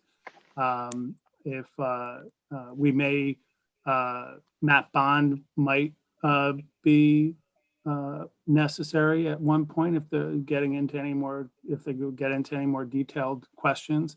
But yeah, I just promoted him, so okay. He should be able to unmute. Okay. Thank you, members of the commission. What we are seeking to do is, as it's stated with the proposal, is the demolition of approximately 54,000 square feet of the hospital building. This is at Albany Memorial Hospital, and the pedestrian bridge, which connects the one building to the others. If you could go to the next slide, and the next one there. So this is the existing hospital, and in the image on the left, to the right is the wall that is along the highway interchange there. This building sits on that side of the campus. You can see that image in the lower right-hand corner of where the building and where the property sits, and also there's zoning information above there. So this building is planned to be demolished. It is no longer serving a useful purpose to the hospital. There's affordability with the maintenance and the upkeep of the building, and no envisionment of a future reuse of this building. And that is the reason that we're proposing the demolition. If you could go to the next slide. So as I just said, right now the building is obsolete with respect to the hospital's servicing and use. It will be demolished and infilled so that there won't be, as I think earlier on one of the presentations, the reference to a hole in the ground. This will be brought back to grade and seeded and for a grass field. And then some of the adjacent pavement areas that could use a little updating, and probably after the demolition, even need of a little more updating just from the construction activity, will be milled and filled to a more complete paved surface. And the next slide, please. This is in the purplish lavender color there is the existing building and the pedestrian bridge that connects them to the main hospital. And that is everything in that area, building wise, is what is scheduled to be removed. And the next slide. And this is how it would be brought back. Again, just a grass field. The orange is the restored parking areas. And the next slide.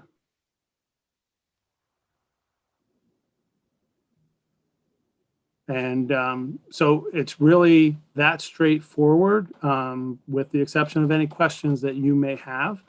And we will gladly try to answer any of those questions. We are seeking the approval tonight, and but we would like to have any of your questions. Board, any questions to the applicants? I have two. Can you tell us what, how you plan to use or reuse any of the demolition debris? I know that there's a requirement for that, and there's nothing, I don't think, in here in our notes that indicate.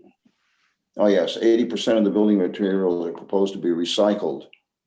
Yes, and that was submitted through the hospital's project management team, through work with the construction firm that will be doing the demolition. So that information is what we have attested to. Are there salvageable items right now within the building that can be taken out and reused? You've been here through the other proposed projects, and you've heard testimony by the executive director of the Historic Albany Foundation, and you may know that they have a parts warehouse and do a lot of salvage work to repurpose items. And I'm wondering if there's anything in those buildings, like for instance, cabinetry doors that may be recyclable instead of being destroyed, unless you're going to propose to reuse some of them. We have no intended use at this time. Mike, I don't know if Mike Tierney is he on? He should be. He's listed as a panelist. So, okay. Mike, you can unmute yourself. Yeah. Yes, this is Mike Tierney. I'm a project manager for St. Peter's Health Partners. We have scrapped out many items in the building, wireless access and some IT equipment. There really wasn't a whole lot of cabinetry that could be reused. There's some carpet tile that's going to be resalvaged and repurposed. We're looking to get some door hardware and remove the door hardware to reuse that on future projects. So that's those are some of the things that we're trying to do.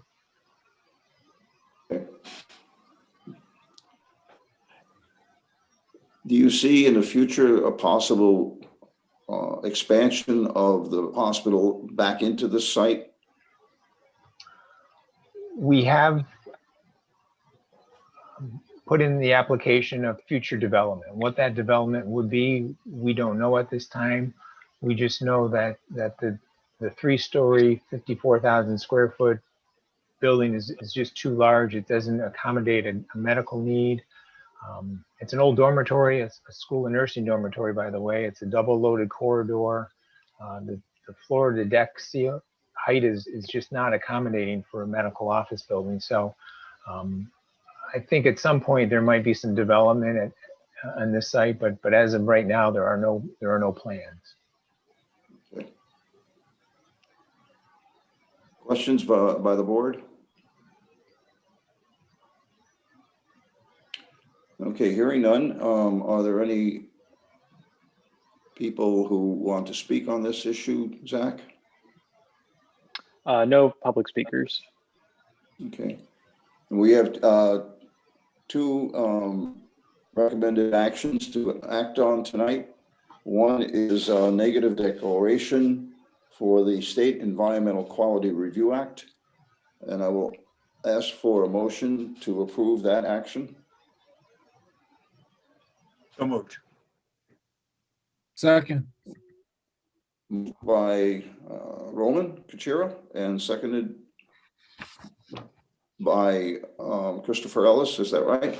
Oh, it was me, Martin, who Okay, moved by Martin Hull and seconded by Christopher Ellis. Further discussion? Okay, all those in favor, please say aye. Aye. Aye. It passes unanimously. Second recommendation for action is to approve the demolition of the buildings as proposed. Do I have a motion? So moved. I can do it. Thank you, Roman. seconded. Seconded by Martin. Martin. Okay, thank you. Further discussion? All those in favor, please say aye. Aye. Aye. Aye. Aye. Passes unanimously. Thank you very much, gentlemen. Thank you for your time tonight. Okay. Thank you. And happy Thank you for Thanksgiving. waiting. You waited through a long slog there for a while. Well, but thanks for. you had to think through all of it. We just had to sit and watch. So, so thank you for your work and happy Thanksgiving. Okay, you too. Yes, thank you. Have a great night. The last item on the agenda is under other business, and that's the project by the Albany Water Board at 35 Erie Boulevard and 10 North Enterprise Drive. It's in the form-based warehouse district, part of it is anyway, and it is proposed for us as the planning board to consent to the Albany Water Board acting as the lead agency for this project, which they're proposing to demolish an existing office building and garage and essentially building a new property on the same site. So I'll be presenting this since there really isn't an applicant, based on this just being a request to consent to the Albany Water Board acting as lead agency. So this is the site location here, and the proposed building and garage is this one right here. You can see zoomed in. So this is 35 Erie Boulevard. As you can see, it's located next to Hoffman's Playland. Hoffman's, thank you. Sorry, why was I blinking? So while the property address includes 35 Erie Boulevard as well as 10 North Enterprise Drive, the only portion of this that would be reviewed by the planning board is on 35 Erie Boulevard. There are just minor modifications that are proposed for 10 North Enterprise Drive that wouldn't trigger any review by the planning board. But since this is the secret process is being done for bonding to pay for the proposed work at the site, so they're kind of lumping this all together. So that's why there's two addresses listed. And so as well, since this is just at the bonding stage, they have not been able to therefore pay or have an engineer or an architect develop preliminary plans for this. So there's not much information related to the size, mass, siding for this new building. But that will be provided to, the planning board when it is reviewed under demolition review, later on in the process.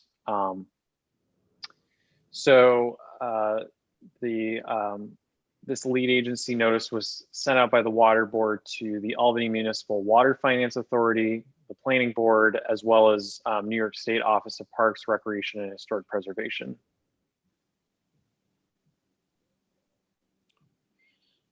Why the last one?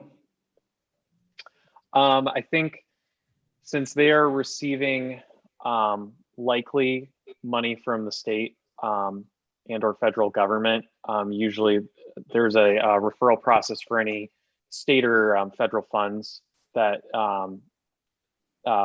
any proposed site work be referred to the State Historic Preservation Office in order to ensure that no historic resources or archaeological resources are impacted as part of the proposed action. So. Okay. Okay, I was just going to mention, with seeker, when a lead agency declares, seeker directs them to notice all impacted agencies. So that can be really broad sometimes. I think especially when you have something like this, that's a bonding resolution that's very preliminary in the process.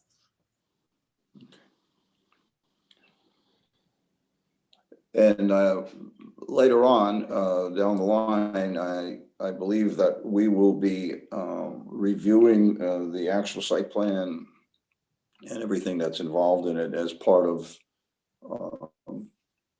our review process. Is that correct? I believe we'll probably review it in some form, but until we get those applications, I can't really give you guys an answer on that.